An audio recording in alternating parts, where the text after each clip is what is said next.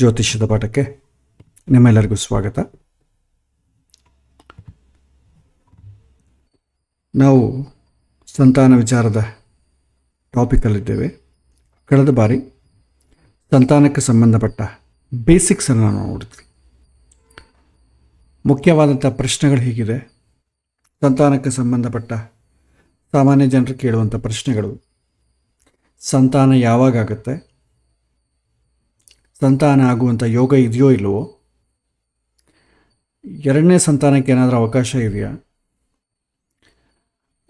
ನನ್ನ ಮಗ ಅಥವಾ ನನ್ನ ಸಂತಾನ ನಾನು ಹೇಳಿದ ರೀತಿಯಲ್ಲಿ ಕೇಳ್ತಾರ?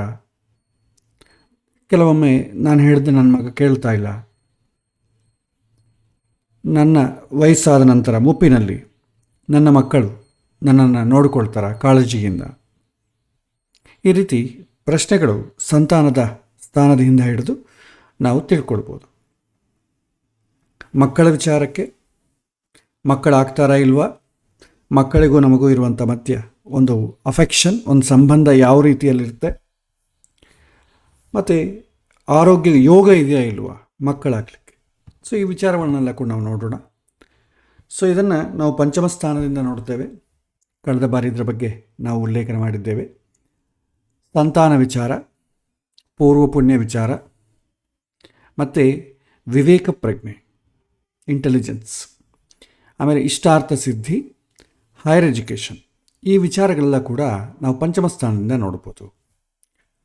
ಇದರಲ್ಲಿ ನಂತರ ಸಂತಾನದಲ್ಲಿರುವಂಥ ಕ್ಯಾಟಗರೀಸ್ ನೋಡಿದ್ವಿ.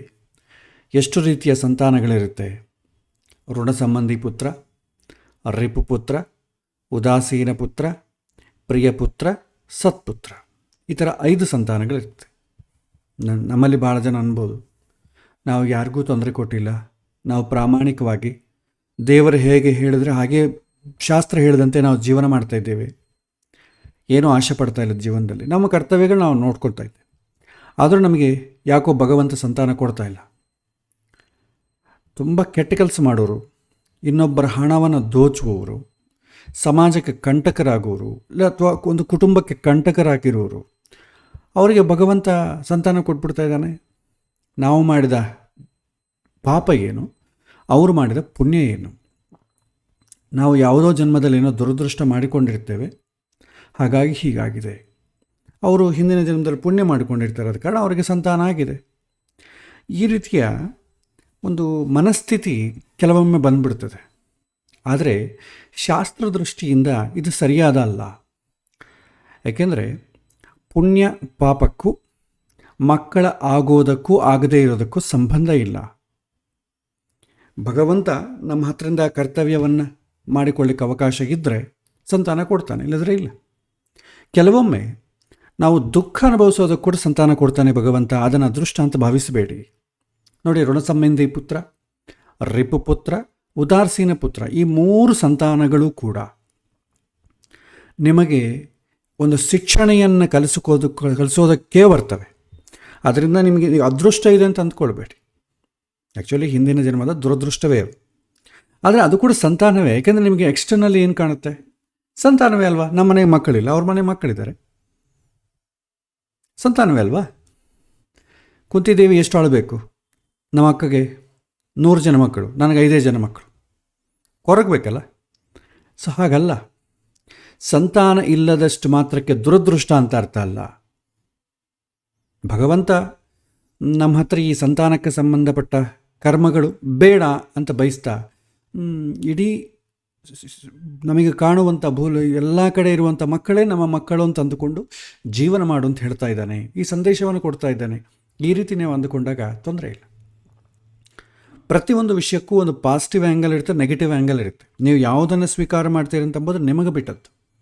ನಾವು ನೆನ್ನೆ ಮನಃಶಾಸ್ತ್ರದ ಪಾಠದಲ್ಲೂ ಅದೇ ಹೇಳಿದ್ದೇವೆ. ತ್ರಿಮತರಲ್ಲಿ ಎಲ್ಲ ಮತಗಳಲ್ಲೂ ಕೂಡ ಪಾಸಿಟಿವ್ ಇದೆ, ನೆಗೆಟಿವ್ ಇದೆ. ಪಾಸಿಟಿವ್ ಹಿಡ್ಕೊಂಡ್ರೆ ಸಾಮರಸ್ಯವಾಗಿ ಬದುಕ್ಬೋದು, ಸಂತೋಷವಾಗಿ ಬದುಕ್ಬೋದು. ನೆಗೆಟಿವ್ ಹಿಡ್ಕೊಂಡ್ರೆ ವಿವಾದವಾಗಿ ಅಹಂಕಾರದಿಂದ ನಾನೇ ಶ್ರೇಷ್ಠ ಅಂತ ಬದುಕಿ ಕೊರಗಬೇಕಾಗತ್ತೆ. ಸೊ ಚಾಯ್ಸ್ ನಮಗೆ ಸಂಬಂಧಪಟ್ಟದ್ದು.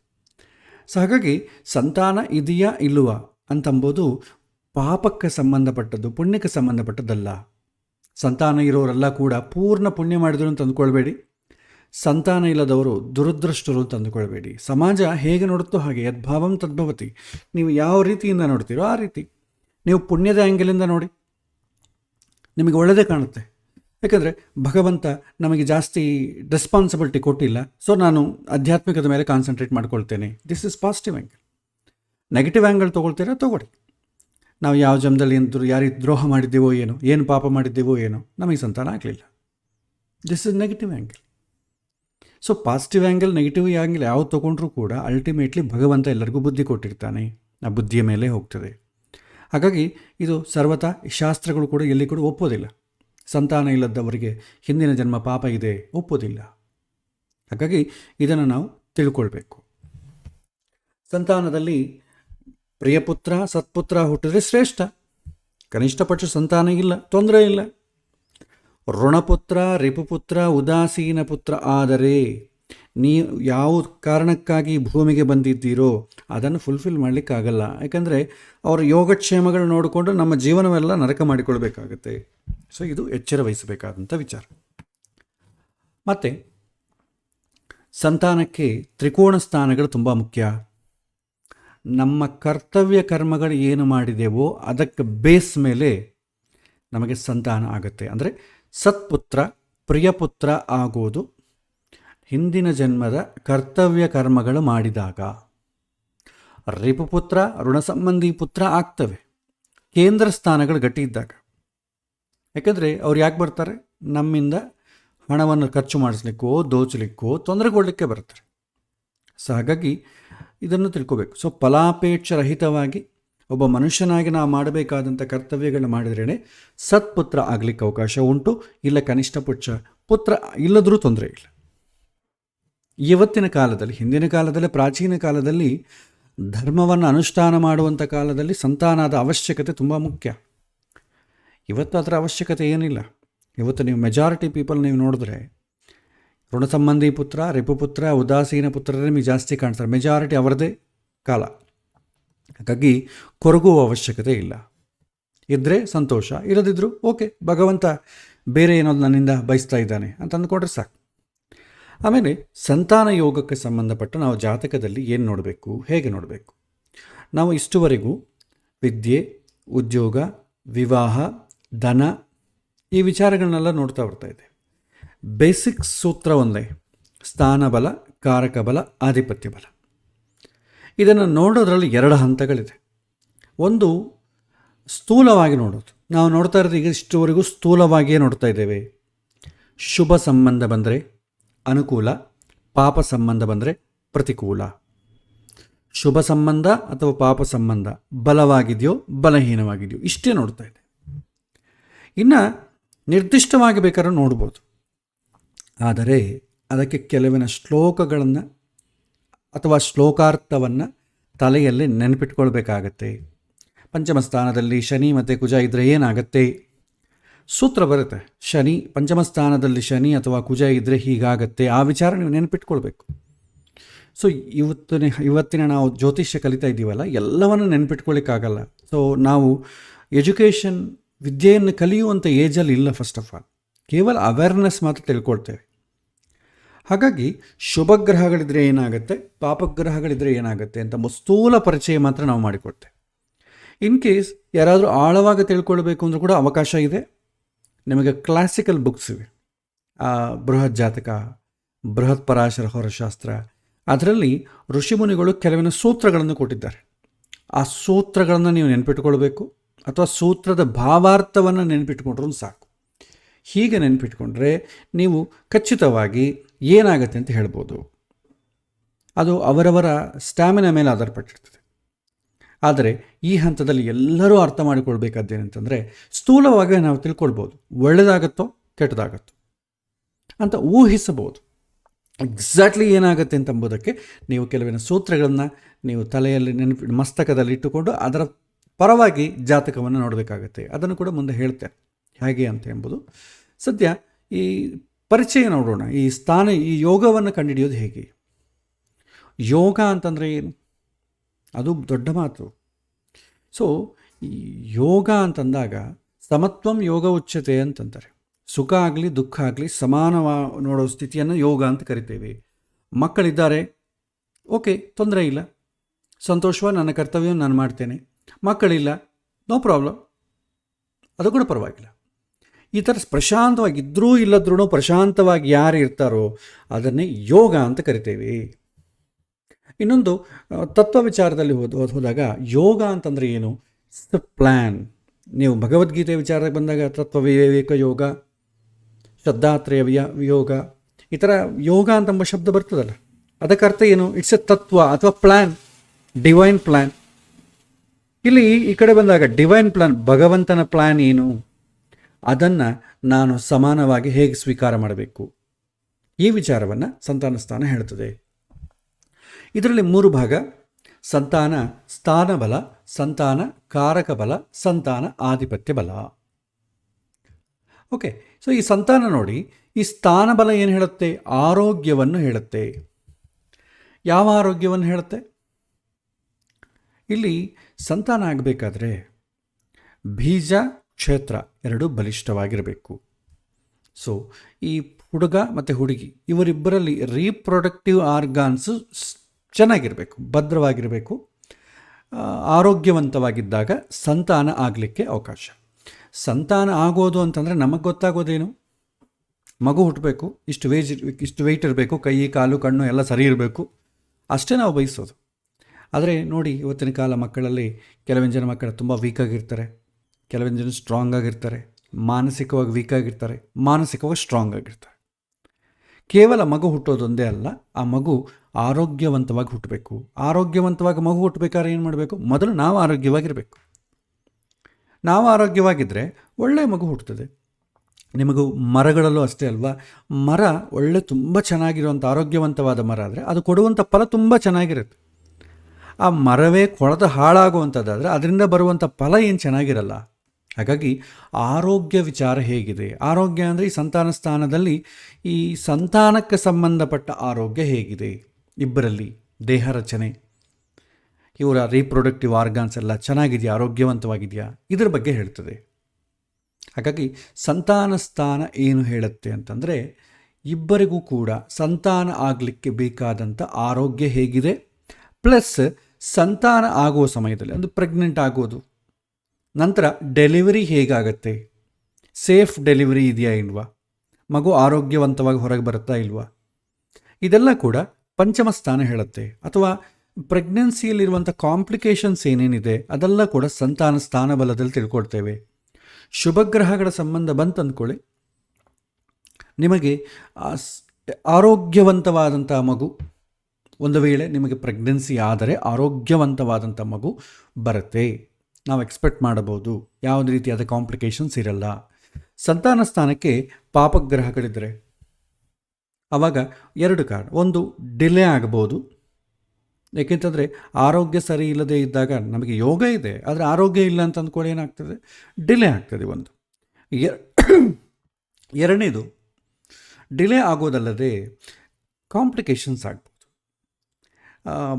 ನಾವು ಅಂದುಕೊಂಡ ರೀತಿಯಲ್ಲಿ ಆಗಲ್ಲ. ನಾವು ನೋಡ್ತಾ ಇರ್ತೀವಲ್ಲ ವೈದ್ಯಶಾಸ್ತ್ರದಲ್ಲಿ, ಮಗು ನೀರು ಕುಡಿದ್ಬಿಡ್ತು, ಮಗು ಡೆಲಿವರಿ ಕಷ್ಟವಾಗಿದೆ, ನಾವು ಸಿಸೇರಿಯನ್ ಮಾಡ್ತೀವಿ. ಅದು ಇವತ್ತು ಕಮರ್ಷಿಯಲ್ ಮಾಡಿದ್ರೆ ಅದು ಆಸ್ಪೆಕ್ಟ್ ಬೇರೆ. ಬಟ್ ನ್ಯಾಚುರಲ್ ಆಗಿ ಆಗುವಂಥ ಅವಕಾಶಗಳು ಕಡಿಮೆ ಇರುತ್ತೆ ಆರೋಗ್ಯ ವೀಕ್ ಆಗಿದ್ರೆ. ಸೊ ಅದಕ್ಕಾಗಿ ಶುಭಗ್ರಹಗಳ ಸಂಬಂಧ ಬಂದರೆ ಸಂತಾನಕ್ಕೆ ಬೇಕಾದಂಥ ಆರೋಗ್ಯ ಚೆನ್ನಾಗಿದೆ, ಮಗು ಡೆಲಿವರಿ ಚೆನ್ನಾಗಾಗ್ತದೆ, ಹುಟ್ಟಿದಂಥ ಮಗು ಕೂಡ ಆರೋಗ್ಯವಂತವಾಗಿ ಹುಟ್ಟುತ್ತೆ. ಇದನ್ನು ಸಂತಾನ ಸ್ಥಾನದಿಂದ ತಿಳ್ಕೊಳ್ತೇವೆ, ಸ್ಥಾನ ಬಲದಿಂದ. ಎರಡನೇದು ಕಾರಕ ಬಲ. ಸೊ ಕಾರಕ ಬಲ ಈಗ ಅಪ್ರಸ್ತುತ. ಏಕೆಂದರೆ ಕಾರಕ ಬಲ ಏನು ಹೇಳುತ್ತೆ? ನಿಮಗೂ ಮಗುಗೂ, ಮಗು ಅಂದರೆ ಇನ್ನೊಂದು ಜೀವ ಅಲ್ವಾ, ಒಂದು ಹೊಸ ಜೀವಕ್ಕೆ ನಮ್ಮಿಂದ ಬರ್ತದೆ. ಶರೀರ ನಾವು ಕೊಟ್ಟದ್ದೇ, ಡೌಟೇ ಇಲ್ಲ. ಆದರೆ ಆ ಜೀವ ನಾವಲ್ಲ, ನಾವು ಕೊಟ್ಟದ್ದಲ್ಲ. ಜೀವನ ತಯಾರು ಮಾಡೋದಾಗಲಿ, ಅವನ ಮನಸ್ಸು ಬುದ್ಧಿ ಅದೆಲ್ಲ ನಾವು ಕೊಡಲ್ಲ. ಅದು ಆ ಜೀವಕ್ಕೆ ಅನಾದಿಯಾಗಿ ಅಂಟಿಕೊಂಡು ಬಂದಂಥ ಅದರಿಂದಲೇ ಬರ್ತದೆ. ನಾವು ಕೇವಲ ಶರೀರವನ್ನು ಮಾತ್ರ ಕೊಡ್ತೇವೆ. ಅಂದರೆ ಮಾನಸಿಕವಾಗಿ ಆ ಮಗು ಹೇಗಿರುತ್ತೆ, ಹೇಗೆ ಆಲೋಚನೆ ಮಾಡುತ್ತೆ, ಹೇಗೆ ಬೆಳೆಯುತ್ತೆ, ಅದನ್ನು ನಾವು ಕಾರಕ ಬಲದಿಂದ ನೋಡ್ತೇವೆ. ಇದರ ಬೇಸ್ ಮೇಲೆ ನನಗೂ ನನ್ನ ಮಗುಗೂ ಮಧ್ಯ ಒಂದು ಸಂಬಂಧ ರಿಲೇಷನ್ಶಿಪ್ ಹೇಗಿರುತ್ತೆ ಅಂತಂಬುದನ್ನು ಕಾರಕ ಬಲದಿಂದ ತಿಳ್ಕೊಳ್ತೇವೆ. ನನ್ನ ಮಗ ನನ್ನ ಮಾತು ಕೇಳ್ತಾನ, ನಾನೊಂದು ಎಕ್ಸ್ಪೆಕ್ಟೇಷನ್ ಇಟ್ಕೊಂಡಿರ್ತೀನಿ, ಒಂದು ಪ್ಲ್ಯಾನ್ ಇಟ್ಕೊಂಡಿರ್ತೀನಿ, ಇವನು ಈ ರೀತಿ ಇರಬೇಕು, ಸಮಾಜದಲ್ಲಿ ಇವ್ರ ಜೊತೆ ಹೀಗಿರಬೇಕು, ಇಂಥ ಓದಬೇಕು, ನಮ್ಮದೇ ಒಂದು ಪ್ಲ್ಯಾನ್ ಇರುತ್ತೆ. ಆ ಪ್ಲ್ಯಾನನ್ನು ಅವನು ಗೌರವಿಸ್ತಾನ, ಅಥವಾ ನನ್ನ ಪ್ಲ್ಯಾನು ಆ ಮಗು ಪ್ಲ್ಯಾನು ಎರಡೂ ಒಂದೇ ಆಗಿರುತ್ತಾ? ಸೇಮ್ ವೇವ್ ಲೆಂಗ್ತ್ ಅಂತೇವೆ, ಒಂದೇ ವೇವ್ ಲೆಂಗ್ತ್. ನಾವು ಬಯಸಿದ್ದು ಒಂದೇ, ಅವ್ರು ಕೊಡೋದು ಒಂದೇ ಅಂತಾದಾಗ ಏನಾಗುತ್ತೆ, ತುಂಬ ಆನಂದ ಆಗ್ತದೆ. ಸೊ ನನ್ನ ಮಗನ ಹತ್ರ ನಾನು ಈ ಥರ ಪ್ಲ್ಯಾನ್ ಇಟ್ಕೊಂಡಿದ್ದೀನಿ, ಆ ಮಗು ಕೂಡ ಹಾಗೇ ಇತ್ತು ಅಂದ್ಕೊಳ್ಳಿ, ಆನಂದ ಅಲ್ವಾ? ಹೇಳಿದ ಮಾತು ಕೇಳುವಂಥ ಮಗು ಅಂತೇವೆ. ಇಲ್ಲ ನಾವು ಹೇಳಿದ್ದಕ್ಕೆ ಅದು ವಿರುದ್ಧವಾಗಿ ಮಾಡ್ತು ಅಂದ್ಕೊಳ್ಳಿ, ಕೇಳಿದ ಮಾತು ಕೇಳದೇ ಇರುವಂಥ ಮಗು ಅಂತ ಅರ್ಥ. ಯಾಕೆಂದರೆ ಇತ್ತೀಚೆಗೆ ಒಬ್ಬರು ಇದೇ ರೀತಿ ನನ್ನ ಮಗ ನಾನು ಹೇಳಿದ ಮಾತು ಕೇಳ್ತಾ ಇಲ್ಲ. ಯಾಕೆ ಹೇಳಿದ ಮಾತು ಕೇಳ್ತಾ ಇಲ್ಲ? ಏನು ಮಾಡಿದ್ರೆ ಯಾವಾಗೂ ಏನೋ ಭಗವದ್ಗೀತಾ ಕ್ಲಾಸಸ್ ಅಂತ ಹೋಗ್ತಾನೆ, ಆ್ಯಟಿಟ್ಯೂಡ್ ಏನೋ ಪ್ರೋಗ್ರಾಮ್ಸಿಗೆ ಹೋಗ್ತಾನೆ, ಯಾವಾಗೂ ಈ ಥರ ಶಾಸ್ತ್ರ ವಿಚಾರಗಳು ಓದ್ತಾ ಇರ್ತಾನೆ, ಆರ್ಟಿಕಲ್ಸ್ ಬರಿತಾ ಇರ್ತಾನೆ. ಆದರೆ ಅದೇ ಓದು, ಅದೇ ಕಾನ್ಸಂಟ್ರೇಷನು ಓದಿನ ಮೇಲೆ, ಉದ್ಯೋಗದ ಮೇಲೆ ಇಟ್ಟರೆ ಎಲ್ಲೋ ಇರ್ತಿದ್ದ. ಸುಮ್ಮನೆ ಜಾಬಿಗೆ ಹೋಗ್ತಾನೆ ಬರ್ತಾನೆ, ಬಟ್ ಯಾವಾಗೂ ಕೂಡ ಮೆಡಿಟೇಷನು ಇಂಥದ್ದು ಮಾಡ್ತಾ ಕೂತಿರ್ತಾನೆ. ನಾವು ಹೇಳಿದ ಮಾತೇ ಕೇಳೋದಿಲ್ಲ. ಇದು ಕೂಡ ಅಷ್ಟೇ, ಮಕ್ಕಳು ಒಳ್ಳೆ ಬುದ್ಧಿಯಿಂದ ಇರ್ತಾರೆ, ತಂದೆ ತಾಯಿಗಳು ಕೂಡ ಅವ್ರಿಗೇನೈತೆ, ಅವ್ರದ್ದು ಬೇರೆ ಪ್ಲ್ಯಾನ್ ಇರ್ತದೆ. ಹೇಳಿದ ಮಾತು ಕೇಳೋದಿಲ್ಲ ಅಂದಷ್ಟು ಮಾತ್ರಕ್ಕೆ ಅವನು ಕೆಟ್ಟವನು ಅಂತ ಅರ್ಥ ಅಲ್ಲ. ನಾವು ನೋಡ್ಕೋಬೇಕು, ಯಾವ ಕೆಲಸ ಮಾಡ್ತಿದ್ದಾನೆ, ಏನು ಕೆಲಸ ಮಾಡ್ತಾ ಇಲ್ಲ ಅಂತಂಬೋದ್ರ ಮೇಲೆ ಅವನು ಒಳ್ಳೆಯನ ಕೆಟ್ಟವನು ಡಿಸೈಡ್ ಮಾಡಬೇಕೇ ಆಗಲಿ. ನಾನು ಹೇಳಿದ್ದು ಅವ್ನು ಕೇಳ್ತಾ ಇಲ್ಲ, ಹಾಗಾಗಿ ಕೆಟ್ಟವನು ಅಂತಂದರೆ ಆಗ್ತದೆ? ಹಾಗೆ ಹೇಳಿದ್ರೆ ರಾಮ ಕೂಡ ಕ್ವಾಲಿಫೈ ಆಗಲ್ಲ. ರಾಮ ದಶರಥನ ಹೇಳಿದ ಮಾತು ಕೇಳಲಿಲ್ಲ. ನೋಡು, ನೀನು ನನ್ನ ಜೈಲಲ್ಲಿ ಹಾಕಿಬಿಡು, ನಿನ್ನನ್ನು ನೋಡ್ತಾ ನಾನು ಜೀವನ ಮಾಡ್ತೀನಿ, ನಿನ್ನ ಬಿಟ್ಟು ನಾನು ದೂರ ಹೋಗಲ್ಲ. ನೀ ಕ್ಷತ್ರಿಯನಾಗಿದ್ದಿ, ತಂದೆ ಮಾತು ಪರಿಪಾಲನೆ ಮಾಡಬೇಕು ಅಂತಿಲ್ಲ, ನನ್ನನ್ನು ಜೈಲು ಹಾಕ್ಬಿಡು. ಸೊ ನೀನನ್ನು ನೋಡ್ತಾ ನಾನು ಜೀವನ ಮಾಡ್ತೀನಿ ಅಂತ ಕೇಳ್ತೀನಿ. ಆದರೂ ರಾಮ ಏನು ಹೇಳ್ತಾನೆ, ತಂದೆ ಕೊಟ್ಟಂಥ ಮಾತು ಸುಳ್ಳಾಗಬಾರ್ದು ಅಂತ ಕಾಡಿಗೆ ಹೋಗ್ತಾನೆ ಹೊತ್ತು ತಂದೆ ಹೇಳಿದ ಮಾತು ಕೇಳಬೇಕು ಅಂತ ಅರ್ಥ ಅಲ್ಲ ಅಲ್ಲಿ. ಸೊ ಇದನ್ನು ನಾವು ಗಮನಿಸಬೇಕಾಗುತ್ತೆ. ಸೊ ಮಕ್ಕಳಿಗೆ ತಂದೆ ತಾಯಿಗಳಿಗೆ ಮಧ್ಯೆ ಒಂದು ವಾತ್ಸಲ್ಯ ಅಂತಂಬೋದು ಹೇಗಿರುತ್ತೆ ಅಂತಂಬೋದು ಕಾರಕದ ಬಲ ಮೇಲೆ ನೋಡ್ತೇವೆ. ಇದು ನಮಗೆ ಯಾವಾಗ ಗೊತ್ತಾಗುತ್ತೆ ಅಂದರೆ, ಮಗು ಆಲೋಚನೆ ಮಾಡೋದು ಯಾವಾಗ ಸ್ಟಾರ್ಟ್ ಮಾಡ್ತದೆ, ಅದು ಕೂಡ ಸಣ್ಣತನದಲ್ಲಿ ಏನು ಗೊತ್ತಾಗಲ್ಲ. ಸಣ್ಣತನದಾಗೆ ಅಪ್ಪ ಮಗ ವಿರುದ್ಧವಾಗೇ ಮಾಡ್ತದೆ, ಅದು ಖುಷಿ ಒಂದು. ನಾ ಹೇಳಿದ ಏನು ಮಾಡಿದ್ರಿ, ನನ್ನ ಮಗ ಹೇಳಿದ ಮಾತು ಕೇಳೋದಿಲ್ಲ, ಖುಷಿಯಿಂದ ಹೇಳುತ್ತಾನೆ. ಅದೇ ವಿದ್ಯೆ ಆದ ಮೇಲೆ, ಉದ್ಯೋಗ ಬಂದ ಮೇಲೆ, ಮದುವೆ ಆಯ್ತು ಅಂದ್ಕೊಳ್ಳಿ, ಆವಾಗ ಹೇಳಿದ ಮಾತು ಕೇಳಲಿಲ್ಲ ಅಂತಂದರೆ ದುಃಖ ಶುರು ಆಗ್ತದೆ. ಅಷ್ಟುವರೆಗೂ ನನ್ನ ಮಗ ಅಂತಂಬ ಅಟ್ಯಾಚ್ಮೆಂಟ್ ಏನು ಮಾಡ್ತದೆ, ಅವನು ಹೇಳಿದ ಮಾತು ಕೇಳದೇ ಇದ್ರೂ ಕೂಡ ಏನು ಫೀಲ್ ಆಗಲ್ಲ. ದೊಡ್ಡವನಾಗಿ ಅವನಿಗೆ ಮದುವೆ ಆಯಿತು, ಜವಾಬ್ದಾರಿಯಿಂದ ಪಕ್ಕಕ್ಕೆ ಹೋದ, ಅವನದು ಒಂದು ಸಂಸಾರ ಬಂತು ಅಂದಾಗ ಏನು ಮಾಡಿದ್ರಿ, ಮಕ್ಕಳು ಹೇಳಿ ಮಾತು ಕೇಳ್ತಾ ಇಲ್ಲ, ಈ ರೀತಿ ಬರ್ತದೆ. ಸೊ ಇದರಲ್ಲಿ ತಂದೆ ತಾಯಿಗಳದ್ದು ಮಕ್ಕಳದ್ದು ಇಬ್ಬರದ್ದು ಲೋಪ ಇರುತ್ತೆ. ನಿಜವಾಗಿಯೂ ಆ ಯೋಗ ಇದ್ದರೆ, ವಾತ್ಸಲ್ಯ ಯೋಗ ಇದ್ದರೆ, ತಂದೆ ತಾಯಿಗಳು ಹೇಳಿದ್ದನ್ನು, ತಂದೆ ತಾಯಿಗಳಿಗೆ ಸಂತೋಷವನ್ನು ಕೊಡ್ತಾನೆ. ಅದು ಕಾರಕ ಬಲಹೀನವಾಗಿದ್ದು ಅಂದ್ಕೊಳ್ಳಿ, ತಂದೆ ತಾಯಿಗಳಿಗೆ ಇವನಿಂದ ಸಂತೋಷ ಸಿಗುವುದಿಲ್ಲ. ಕಾರಕ ಯಾರು ಅಂತಂದರೆ ಗುರು ಕಾರಕ. ವಿವಾಹಕ್ಕೆ ಶುಕ್ರ ಹೇಗೆ ಕಾರಕನೋ, ಸಂತಾನ ಸ್ಥಾನಕ್ಕೆ ಗುರು ಕಾರಕನಾಗ್ತಾನೆ.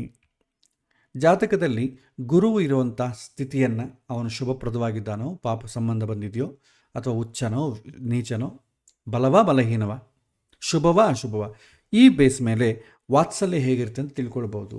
ಸೊ ಇದು ಯಾರೂ ಸಾಮಾನ್ಯವಾಗಿ ಪ್ರಶ್ನೆ ಕೇಳಲ್ಲ. ಯಾರಾದರೂ ನನ್ನ ಮಗ ನಾನು ಹೇಳಿದ ಮಾತು ಕೇಳ್ತಾ ಇಲ್ರಿ, ನನ್ನ ಮಗಳನ್ನ ಹೇಳಿದ ಮಾತು ಕೇಳ್ತಾ ಇಲ್ರಿ, ಇಂಥ ಪ್ರಶ್ನೆ ಬಂದಾಗ ಈ ಕಾರಕ ಬಲವನ್ನು ನೋಡಿ. ಆಮೇಲೆ ಮೂರನೇದು ಸಂತಾನ ಆಧಿಪತ್ಯ ಬಲ. ಸಂತಾನ ಆಧಿಪತ್ಯ ಬಲ ಇರಬೇಕು ಅಂದರೆ ಮೊದಲು ಮಕ್ಕಳಿರಬೇಕಲ್ಲ. ಮಕ್ಕಳಿದ್ದ ಮೇಲೆ ಆರೋಗ್ಯ, ಮಕ್ಕಳಿದ್ದರೆ ಹೇಳಿದ ಮಾತು ಕೇಳೋದು. ಅಸಲು ಮಕ್ಕಳೇ ಬೇಕಲ್ಲ, ಫಸ್ಟು ಪುಣ್ಯ ಬೇಕಲ್ವ. ಅದಕ್ಕೆ ಸಂತಾನ ಆಧಿಪತ್ಯ ಬಲ ಬೇಕು. ಯಾರೊಬ್ಬರು ಒಳ್ಳೆ ಮನೆ ಕಟ್ಸ್ಕೋಬೇಕು ಅಂತಿತ್ತು ಪಾಪ ಅವ್ರಿಗೆ. ಮನೆಗೆ ಮುಂದೆ ಒಂದು ಬೋರ್ಡ್ ಹಾಕ್ಸ್ತಾರಲ್ಲ, ಇದು ಸೋ ನಿಲಯ, ಗುರುಕೃಪಾ ನಿಲಯ, ಈ ಥರ ಬೋರ್ಡ್ ಹಾಕ್ತಾರೆ. ಮೊದಲು ಬೋರ್ಡ್ ತಯಾರು ಮಾಡಿಸಿಟ್ಕೊಂಡಂತೆ ಒಳ್ಳೆಯದೇ. ಆದರೆ ಯಾವಾಗ ಅದು ಉಪಯೋಗ ಆಗ್ತದೆ, ಮನೆ ಕಟ್ಟಿದ ಮೇಲೆ ಹಾಕೋದಕ್ಕೆ. ಮುಂಚಿತವಾಗಿ ಮಾಡಿಕೊಟ್ರೆ ಏನು ಉಪಯೋಗ? ಮೊದಲು ಯೋಗ ಇರಬೇಕು. ಸೊ ಯೋಗ ಇದ್ದ ಮೇಲೆ ಸಂತಾನ ಆಗುವ ಅವಕಾಶ ಉಂಟು.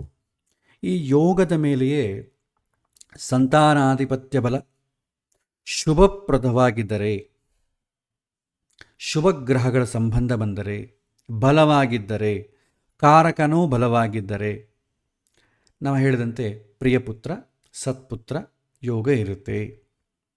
ನಿಮಗೆ 100% ಅಲ್ಲದ್ರೂ ಕೂಡ ಸ್ವಲ್ಪ ಕನಿಷ್ಠ ಪಕ್ಷ ಮೆಜಾರಿಟಿ ಶುಭಪ್ರದವಾಗಿರುತ್ತದೆ. ಈಗ ನಾವು ಹೇಳಿದ್ವಲ್ಲ, ಪ್ರಿಯಪುತ್ರ ಸತ್ಪುತ್ರ ಉದಾಸೀನ ಪುತ್ರ, ಇದು 100% ಅಂತಲ್ಲ, ಮೆಜಾರಿಟಿ, ಆ ಗುಣಗಳಲ್ಲಿ ಮೆಜಾರಿಟಿ ಇರುತ್ತೆ ಅಂತ ಅರ್ಥ.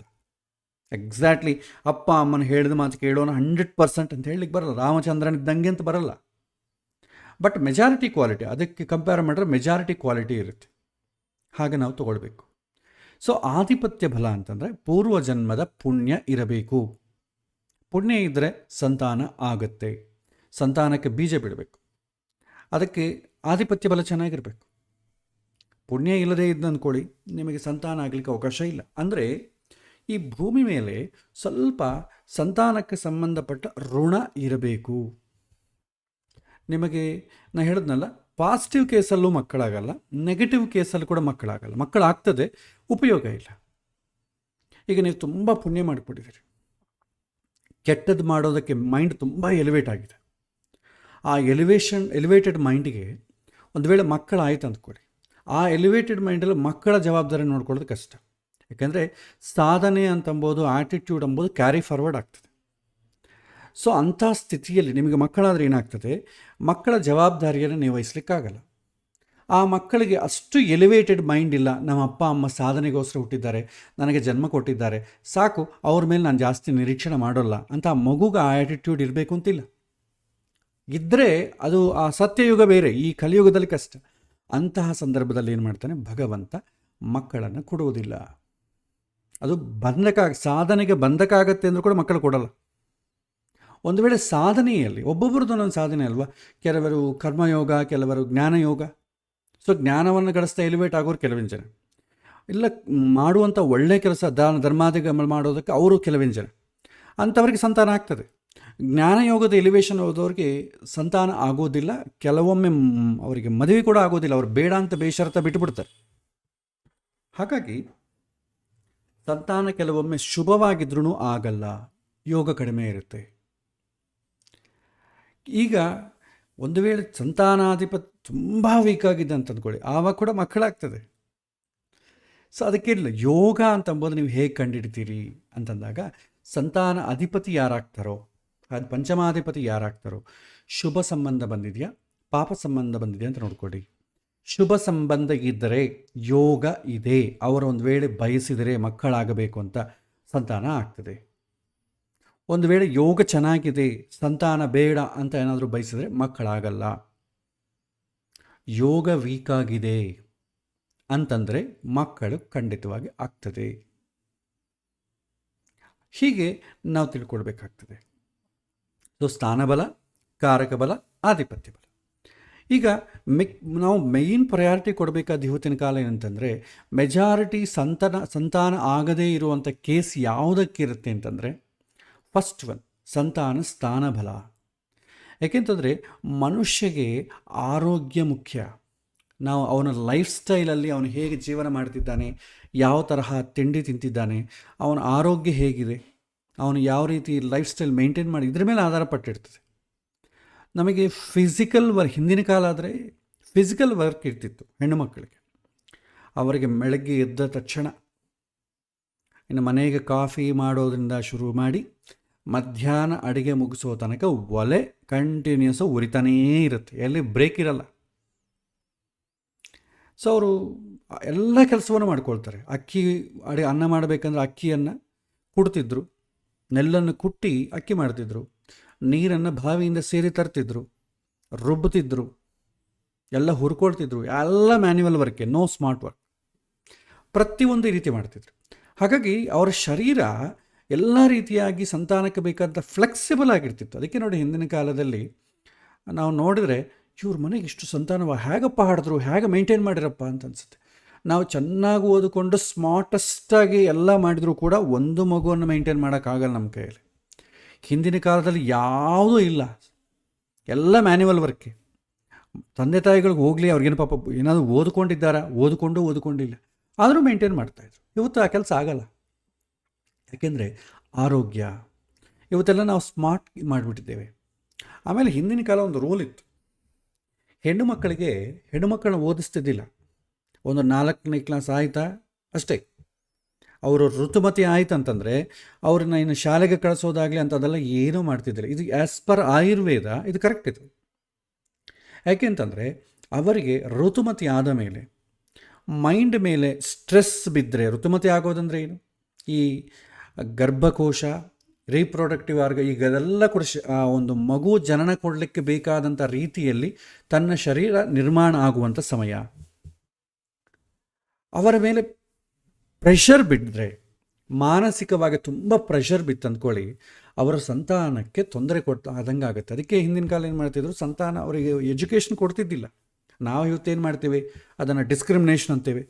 ಅವ್ರು ಡಿಸ್ಕ್ರಿಮಿನೇಷನ್ ಮಾಡ್ತಿದ್ದಾರಪ್ಪ, ಏನು ಹೆಣ್ಣುಮಕ್ಕಳು ಓದ್ಕೋಬಾರ್ದ, ಹೆಣ್ಣುಮಕ್ಕಳು ಯಾವಾಗೂ ಅಡುಗೆ ಮಾಡ್ತಾ ಕೂತಿರ್ಬೇಕಾ, ಈ ರೀತಿ ಪ್ರಶ್ನೆಗಳು ಬರುತ್ತೆ. ಅದಕ್ಕೆ ನೋಡಿ, ಹಿಂದಿನ ಕಾಲದಲ್ಲಿ ಅಡುಗೆ ಮನೆಯಲ್ಲಿದ್ದರೂ ಕೂಡ ಹೆಣ್ಣು ಮಕ್ಕಳು ಆರೋಗ್ಯವಂತವಾಗಿರ್ತಿದ್ರು ಹೊತ್ತು ಗಂಡು ಮಕ್ಕಳ ಆರೋಗ್ಯ ಇರ್ತಿದ್ದಿಲ್ಲ. ನೋಡಿ, ಬಹಳ ಕಡಿಮೆ ಹೆಣ್ಣು ಮಕ್ಕಳು ಬೇಕಾದ್ರೆ ನೋಡಿ ಅವರೆಲ್ಲರನ್ನ ಹೊಂದಿಸ್ಕೊಂಡು ಹೋಗ್ತಾರೆ. ಗಂಡು ಅಂದರೆ ಟೂ ಬಿಸ್ನೆಸ್ ಮೈಂಡೆಡ್, ಅವರು ಹೊಂದಿಸ್ಕೊಳ್ಳೋದಿಲ್ಲ ಭಾಳ. ಹಾಗಾಗಿ ಆರೋಗ್ಯ ವಿಚಾರಕ್ಕೆ, ಸಂತೋಷ ವಿಚಾರಕ್ಕೆ ನೋಡಿದ್ರೆ ಹೆಣ್ಣು ಮಕ್ಕಳಿಗೆ ಜಾಸ್ತಿ ಇರುತ್ತೆ ಗಂಡಸರಿಗಿಂತಲೂ ಕಂಪೇರ್ ಮಾಡಿದಾಗ. ಆಗಿನ ಲೈಫ್ ಸ್ಟೈಲ್ ಹಾಗಿತ್ತು. ನಂತರ ಅದನ್ನು ನಾವೆಲ್ಲ ಚೇಂಜ್ ಮಾಡ್ಕೊಂಡ್ವಿ. ಹೆಣ್ಣು ಮಕ್ಕಳಿಗೆ ಅತಿಯಾದಂಥ ಪ್ರೆಷರ್ ಕೊಟ್ವಿ. ಗಂಡಸಿಗೆ ಪ್ರೆಷರ್ ಏನಾಗಲ್ಲ, ಹೆಂಗಸಿಗೆ ಮಾನಸಿಕವಾದಂಥ ಒತ್ತಡ ಜಾಸ್ತಿ ಆದರೆ ಅವರಿಗೆ ಸಂತಾನಕ್ಕೆ ಸಂಬಂಧಪಟ್ಟು, ಆರೋಗ್ಯಕ್ಕೆ ಸಂಬಂಧಪಟ್ಟು ತೊಂದರೆಗಳು ಬರುತ್ತೆ. ಅದಕ್ಕೆ ನಮ್ಮ ಭಾರತದಲ್ಲಿ ಸ್ತ್ರೀಯರನ್ನು ದೇವರಾಗಿ ಒಂದು ಒಳ್ಳೆ ಸ್ಥಾನಮಾನ ಕೊಟ್ಟು ಅವರಿಗೆ ಅವಮಾನ ಆಗಬಾರ್ದು ಅಂತ ಶಾಸ್ತ್ರಗಳು ಕೊಂಡಾಡ್ತಾ ಇದೆ. ಜನ ಸಮುದಾಯ ಅವ್ರ ಗೌರವ ಕೊಡೋದು ಅದು ನಾವು ಮಾಡಿಕೊಂಡಂಥ ಅನಾಹುತ ಅಷ್ಟೇ. ಶಾಸ್ತ್ರ ಯಾವಾಗೂ ಕೂಡ ಹೆಣ್ಣು ಮಕ್ಕಳನ್ನು ಮೇಲೆ ಇಡುತ್ತೆ, ಒಂದು ತಾಯಿ ಸ್ಥಾನ ಕೊಟ್ಟಿದೆ. ಮಾತೃದೇವೋಭವ ಗೊತ್ತಿದಲ್ಲ. ಶಾಸ್ತ್ರದಲ್ಲಿ ಎಲ್ಲೂ ಕೂಡ ಡಿಸ್ಕ್ರಿಮಿನೇಷನ್ ಮಾಡಬಾರ್ದು ಅಂತಲೇ ಇದೆ. ಫಸ್ಟ್ ಸ್ಥಾನ ಅವರಿಗೆ. ಯಾಕೆಂತಂದರೆ ಸೃಷ್ಟಿ ಕ್ರಿಯೆಯಲ್ಲಿ ಅವರ ಕಾಂಟ್ರಿಬ್ಯೂಷನೇ ಜಾಸ್ತಿ ಆದ ಕಾರಣ. ಎಲ್ಲಿ ಸ್ತ್ರೀಗೆ ತೊಂದರೆ ಆಗ್ತದೋ ಅಲ್ಲಿ ಸಮಾಜ ಹಾಳಾಗ್ತದೆ, ಕುಟುಂಬ ಹಾಳಾಗ್ತದೆ. ಹಾಗಾಗಿ ಕ್ರಮೇಣ ಇವಾಗ ಏನಾಗಿದೆ, ಇವತ್ತಿನ ಸ್ಥಿತಿಯಲ್ಲಿ ಹೆಣ್ಣು ಮಕ್ಕಳು ಕೂಡ ಅತಿಯಾದಂಥ ಓದಿಕೊಳ್ಳೋದು, ಅವರು ಓದಿಕೊಂಡು ಉದ್ಯೋಗ ಮಾಡಿ ಲೈಫಲ್ಲಿ ಸೆಟ್ಲ್ ಆದ ಮೇಲೆ ಅವರು ಮದುವೆಗೆ ಒಪ್ಪುತ್ತಿದ್ದಾರೆ. ಈಗ ಮೈಂಡ್ ತುಂಬ ಡಿಸ್ಟರ್ಬ್ ಆಗ್ತದೆ. ಅವ್ರ ಈ ಒಂದು ವೇಳೆ ಪ್ರೆಗ್ನೆಂಟ್ ಆದರೂ ಕೂಡ ಆ ಲೀವ್ ಇಡೋದು ಕೂಡ ಏನು, ಒಂದು ಪ್ರೆಗ್ನೆಂಟ್ ಡೆಲಿವರಿ ಟೈಮಲ್ಲಿ ಒಂದು 3 months ಲೀವ್ ತೊಗೊಳ್ಳೋಣ, ತೊಗೊಳ್ಳೋಣ ಬಿಡಿ, ಈಗಿಂದ ಯಾಕೆ, ಈಗೆಲ್ಲ ನಾವು ದುಡ್ಡು ಮಾಡ್ಕೊಳ್ಳೋಣ, ಈ ಥರ ಇದ್ದಾರೆ. ಆ ಮಗು ಏನಾಗುತ್ತೆ, ಆರೋಗ್ಯ, ಮೈಂಡ್ ತುಂಬ ಪ್ರೆಷರ್ ಆದರೆ. ಅದಕ್ಕೆ ಹಿಂದಿನ ಕಾಲ ತಾಯಿ ಮಗಳನ್ನ ಕರ್ಕೊಂಡು ಮನೆಗೆ ಹೋಗ್ತಿದ್ಲು. ಆ ಮಗಳಿಗೆ ಏನೇನು ಇಷ್ಟವೋ ಎಲ್ಲ ಮಾಡ್ತಾರೆ. ಯಾಕೆಂದರೆ ಮನಸ್ಸು ಸಂತೋಷ ಆಗಬೇಕು. ಯಾವಾಗ ಎಷ್ಟು ಸಂತೋಷ ಮನಸ್ಸಾಗ್ತದೋ ಮಗು ಅಷ್ಟು ಆರೋಗ್ಯವಾಗಿ, ಮಾನಸಿಕವಾಗಿ ಅಷ್ಟು ಬೆಳವಣಿಗೆ ಆಗ್ತದೆ. ಯಾವಾಗ ಸಂತೋಷ ಇರೋದಿಲ್ಲವೋ ಆವಾಗೇನಾಗುತ್ತೆ, ಅದರ ಪರಿಣಾಮ ಮಗು ಮೇಲೆ ಬೀಳ್ತದೆ. ಇವತ್ತು ನೋಡಿ, OCD, ಆಮೇಲೆ ADHD, ಆಟಿಸಮ್, ಇಂಥದ್ದೆಲ್ಲ ಯಾಕೆ ಬರ್ತಾಯಿದೆ, ಹೊಸ ಕಾಯಿಲೆಗಳೆಲ್ಲ. ಮಕ್ಕಳು ತುಂಬ ಒಂದೇ ಸೂಪರ್ ಫಾಸ್ಟಾಗಿರ್ತಾರೆ, ಇಲ್ಲದ್ರೆ ತುಂಬ ವೀಕ್ ಆಗಿರ್ತಾರೆ. ಇಬ್ಬರನ್ನು ಕಂಟ್ರೋಲ್ ಮಾಡೋದು ಕಷ್ಟ. ಯಾಕೆ ಈ ರೀತಿ ಆಗ್ತಾಯಿದೆ ಆಲೋಚನೆ ಮಾಡಿ. ಸೊ ನಮ್ಮ ಟೆಕ್ನಾಲಜಿಯಿಂದ ನಮ್ಮ ಎಜುಕೇಷನ್ ಸಿಸ್ಟಮನ್ನು ಹೀಗೆ ಮಾಡಿದ್ದೇವೆ ನಾವು. ಎಲ್ಲ ತುಂಬ ಚೆನ್ನಾಗಿದೆ, ಎಜುಕೇಷನ್ ತುಂಬ ಟೆಕ್ನಾಲಜಿ ಚೆನ್ನಾಗಿದೆ. ಒಂದು ಒಳ್ಳೆಯ ಆಹಾರ ಪದಾರ್ಥವನ್ನು, ಪ್ಯೂರಾಗಿ ಆರೋಗ್ಯವನ್ನು ಕೊಡುವಂಥ ಪದಾರ್ಥವನ್ನು ನಾವು ಪ್ರಿಪೇರ್ ಮಾಡಲಿಕ್ಕಾಗ್ತಾ ಇದೆಯಾ? ಇಲ್ಲ. ಇರೋ ಗಾಳಿಯನ್ನು ಹಾಳು ಮಾಡ್ತಾ ಇದ್ದೇವೆ, ಇರೋ ಆಹಾರವನ್ನು ಅಡಲ್ಟ್ರೇಷನ್ ಮಾಡಿ ಹಣ ಮಾಡ್ತಾ ಇದ್ದೇವೆ. ಐಫೋನ್ ತುಂಬ ಒಳ್ಳೆಯದೇ, ಚೆನ್ನಾಗಿದೆ, ತುಂಬ ಒಳ್ಳೆ ಕ್ವಾಲಿಟಿ, ತುಂಬ ದಿನ ಬರ್ತದೆ. ಆದರೆ ನಾವು ತಿನ್ನೋ ಆಹಾರಗಳು ಚೆನ್ನಾಗಿಲ್ಲ. ಕುಡಿಯೋ ಹಾಲು ಅಡಲ್ಟ್ರೇಟೆಡ್. ಸೊ ಈ ರೀತಿ ಅಲ್ಲೆಲ್ಲಿ ನಮಗೆ ಕೇಸಸ್ ಎಲ್ಲ ಗೊತ್ತಾಗಿರೋದ್ರಿಂದ ಇದನ್ನು ತಿಳ್ಕೊಳ್ತಾ ಇದ್ದೀವಿ ಅಷ್ಟೇ. ಹಾಗಾಗಿ ಆರೋಗ್ಯ ತುಂಬ ಮುಖ್ಯ. ಇವತ್ತು ಎಲ್ಲಿ ಫೇಲ್ ಆಗ್ತಾ ಇದೆ ಅಂತಂದರೆ ಇದೇ ವಿಚಾರದಲ್ಲಿ. ಹಿಂದೆ 10 ಜನ ಈಸಿಯಾಗಿ ಹಾಡೋದು ಬಿಡ್ತಾಯಿದ್ರು. ಇವತ್ತು ಒಂದು ಮಗುವನ್ನು ಕೂಡ ಅದು ಪೇಯ್ನನ್ನು ತಟ್ಕೊಳ್ಳಿಕ್ಕಾಗದೆ ಸಿಸೇರಿಯನ್ನೇ ಮಾಡಿ ನಮಗೆ ಅಷ್ಟು ಓಪಿಕೆ ಇಲ್ಲ ಅಂತಂಬೋ ಸ್ಥಿತಿಗೆ ನಾವು ಬಂದಿದ್ದೇವೆ. ಒಂದು ಮಗುವನ್ನು ಹಾಡಿಲಿಕ್ಕೆ ಕೂಡ ಒಲಿಂಪಿಕ್ ಮೆಡಲ್ ಹೊಡೆದಷ್ಟು ಕಷ್ಟಪಡಬೇಕಾಗ್ತಾಯಿದೆ ನಾವು. ಸೊ ಎಲ್ಲಿಂದ ಎಲ್ಲಿಗೆ ಬಂದಿದ್ದೀವಿ ನೋಡಿ. ಸೊ ಇದು ಆಗ್ತಾ ಇರೋ ಅನಾಹುತ. ಅದಕ್ಕೆ ಮೆಜಾರಿಟಿ ನಿಮಗೆ ಸಂತಾನ ಆಗ್ತಾ ಇಲ್ಲ ಅಂತಂದರೆ ಇವತ್ತಿನ ಕಾಲ ಸಂತಾನ ಸ್ಥಾನಬಲ, ಅದಕ್ಕೆ ಸಂಬಂಧಪಟ್ಟ ಸಮಸ್ಯೆಗಳೇ ಜಾಸ್ತಿ ಇರುತ್ತೆ. ಸಂತಾನ ಆಧಿಪತ್ಯದ ಬಲ ತುಂಬ ಕಡಿಮೆ, ಯಾಕೆಂತಂದರೆ ಅದು ಕೆಟ್ಟರೆ ಕೂಡ ನಿಮಗೆ ಸಂತಾನ ಆಗ್ತದೆ. ಸಂತಾನ ಈ ಆಧಿಪತ್ಯ ಪೂರ್ವಜನ್ಮದ ಪಾಪ ಜಾಸ್ತಿ ಇದ್ದರೂ ಕೂಡ ಆ ಪಾಪದಿಂದ ವಿಮುಕ್ತನಾಗಿ ಮಾಡಲಿಕ್ಕೆ ಮಗನಾದವನು ಹುಡ್ತಾನೆ. ಹುಟ್ಟಿ ನಮಗೆ ತೊಂದರೆ ಕೊಟ್ಟು ಎಷ್ಟು ನೀರು ಕುಡಿಸ್ಬೇಕು ಅಷ್ಟು ನೀರು ತಂದೆಗೆ ಕುಡಿಸಿ ಆಮೇಲೆ ಆ ಪಾಪವನ್ನೆಲ್ಲ ಕಳೀತಾನೆ. ಪಾಪ ಇದ್ದರೂ ಪರವಾಗಿಲ್ಲ ಮಕ್ಕಳಾಗ್ತದೆ, ಪುಣ್ಯ ಇದ್ದರೂ ಪರವಾಗಿಲ್ಲ ಮಕ್ಕಳಾಗ್ತದೆ. ಆದರೆ ಆರೋಗ್ಯ ಇಲ್ಲದ್ರೆ ಮಕ್ಕಳಾಗಲ್ಲ. ವಾತ್ಸಲ್ಯ ಕಾರಕ ಬಲ ಇಲ್ಲದಿದ್ದರೆ ಚೆನ್ನಾಗಿಲ್ಲದೇ ಇದ್ದರೆ ಮಕ್ಕಳಿದ್ರೂ ನೀವು ಐಡೆಂಟಿಫೈ ಮಾಡಲಿಕ್ಕಾಗಲ್ಲ. ಏನು ಮಾಡಿದ್ರೆ ಮಕ್ಕಳಿದ್ದಾರೆ ನಮ್ಮನ್ನೇ ನೋಡಲ್ಲ, ಅವ್ರ ಪಾಟಿಗೆ ಅವರಿದ್ದಾರೆ, ನಮ್ಮ ಜೀವನ ನಮ್ಮದು, ಎಷ್ಟಿದ್ರೂ ಕೂಡ ನಮ್ಮನ್ನೇ ನೋಡ್ಕೊಳ್ತಾರ, ಈ ರೀತಿ ಪ್ರಶ್ನೆಗಳು ಬರ್ತದೆ. ಹಾಗಾಗಿ ಇದನ್ನು ನೀವು ಚೆನ್ನಾಗಿ ಅರ್ಥ ಮಾಡಿಕೊಳ್ಳಿ. ಸಂತಾನ ಸ್ಥಾನ ಬಲ ಆದಮೇಲೆ ನೋಡಿ, ಇದನ್ನು ನಾವು ಲಾಸ್ಟ್ ಕ್ಲಾಸಲ್ಲಿ ನೋಡಿದ್ವಿ. ಸಂತಾನಕ್ಕೆ ಇನ್ಫ್ಲೂಯೆನ್ಸ್ ಮಾಡೋ ಫ್ಯಾಕ್ಟರ್ಸ್ ಯಾವುದು? ತ್ರಿಕೋಣ ಸ್ಥಾನಗಳು ಅಂದರೆ ಪೂರ್ವಜನ್ಮದ ಪುಣ್ಯ ಅಥವಾ ಪಾಪ, ಪಿತೃಋಣ, ancestors role, marriage compatibility, health and lifestyle. ಇದು ತುಂಬ ಮುಖ್ಯ. Marriage compatibility and healthy lifestyle ಎರಡು ತುಂಬ ಇನ್ಫ್ಲುಯೆನ್ಸ್ ಮಾಡ್ತದೆ. ಆ್ಯನ್ಸೆಸ್ಟ್ರಲ್ಸ್ ರೋಲ್ಸ್ ಭಾಳ ಜನ ಹೇಳ್ತಿರ್ತಾರಲ್ಲ, ಪಿತೃದೋಷ, ನಿಮ್ಮ ತಂದೆಯವರು ಶ್ರಾದ್ದ ಮಾಡಲಿಲ್ಲ, ಅವರಿಗೆ ಈ ದೋಷ ಬಂದಿದೆ, ಅವರು ನಿಮ್ಮ ಮನೆಯಲ್ಲಿ ಯಾರೋ ಒಬ್ಬ ಹೆಣ್ಣು ದೇವತೆ ಇದ್ದಾರೆ ಅದಕ್ಕೆ ಪೂಜೆ ಮಾಡಲಿಲ್ಲ, ನಿಮ್ಮ ವಂಶಸ್ಥರಿಗೆಲ್ಲ ಹೀಗೆ ಅಂತ ಭಾಳ ಜನ ಹೇಳ್ತಿರ್ತಾರಲ್ಲ. ಅದು ಕೆಲವೊಮ್ಮೆ ಕಂಡೀಷನ್ಸ್ ಅಷ್ಟೇ, ಎಲ್ಲರಿಗೂ ಅಪ್ಲೈ ಆಗಲ್ಲ. ಅದು ಕೆಲವಿನ ಕಂಡೀಷನ್ಸ್ ಅಪ್ಲೈ. ತುಂಬ ಅತಿಯಾದಂಥ ಪಾಪ ಯಾರು ಮಾಡಿರ್ತಾರೆ, ಅದು ರಾಜರಿಗೆ, ಶ್ರೀಮಂತಿಕೆಯಲ್ಲಿ ಬೆಳೀತಾ ಇರ್ತಾರಲ್ಲ ಅವರಿಗೆ ಅಪ್ಲೈ ಆಗ್ತದೆ, ಎಲ್ಲರಿಗೂ ಸಾಮಾನ್ಯರಿಗೆ ಅದು ಅಪ್ಲೈ ಆಗಲ್ಲ. ನಿಮಗೆ ಮೆಜಾರಿಟಿ ಕೇಸ್ ಅಪ್ಲೈ ಆಗೋದು marriage compatibility, healthy life style. Marriage compatibility ಇಲ್ಲದೇ ಇದ್ದರೆ ಏನಾಗುತ್ತೆ, ಮಾನಸಿಕವಾದಂಥ ಒತ್ತಡದಿಂದನೂ ಸಂತಾನ ಡಿಲೇ ಆಗ್ತದೆ. ಹೆಲ್ದಿ ಲೈಫ್ ಸ್ಟೈಲ್ ಇಲ್ಲದ್ರೆ ಕೂಡ ನಿಮ್ಮ ಶರೀರ ಸಂತಾನಕ್ಕೆ ಅಷ್ಟು ಅನುಗುಣವಾಗಿ ಇಲ್ಲದ್ದರಿಂದ, ಪ್ರಿಪೇರ್ ಆಗದೇ ಇಲ್ಲದ್ದರಿಂದ ಸಂತಾನ ಆಗೋದಿಲ್ಲ. ಈ ಎರಡು ಕಾರಣಗಳೇ. ಹಾಗಾಗಿ ಉಳಿದದ್ದು ರ್ಯಾರ್ ಕೇಸ್. ತ್ರಿಕೋಣ ಸ್ಥಾನ, ಪಿತೃಋಣ, ಆ್ಯನ್ಸೆಸ್ಟರ್ಸು ತುಂಬ ರ್ಯಾರ್ ಕೇಸ್. ಹಾಗಾಗಿ ಅದನ್ನು ನಾವು ತೊಗೊಳ್ಳಿಕ್ಕೆ ಬರಲ್ಲ. 4-5 ಮಾತ್ರನೇ ನಾವು ತೊಗೊಳ್ಬೇಕಾಗತ್ತೆ. ಆಮೇಲೆ ಪ್ರಶ್ನೆಗಳು ನೋಡೋಣ, ನಾವು ಹೇಗೆ ನೋಡಬೇಕು ಜಾತಕದಲ್ಲಿ. ಸೊ ನನಗೆ ಯೋಗ ಇದೆಯಾ ಇಲ್ಲವಾ, ನನಗೆ ಸಂತಾನಕ್ಕೆ ಸಂಬಂಧಪಟ್ಟ ಯೋಗ ಇದೆಯಾ ಇಲ್ಲವಾ ಅಂತ ಕೇಳ್ತಾರೆ ಪ್ರಶ್ನೆ. ಸೊ ಅದಕ್ಕೆ ನಾವೇನು ಮಾಡ್ತೇವೆ, ಒಂದು ನಿಮಿಷ,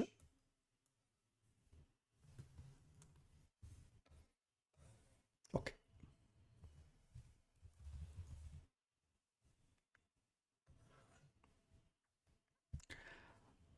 ಇದಕ್ಕೆ ನಾವು ಪಂಚಮ ಸ್ಥಾನ ನೋಡ್ತೇವೆ, 5th ಹೌಸ್, 5th ಅಧಿಪತಿ.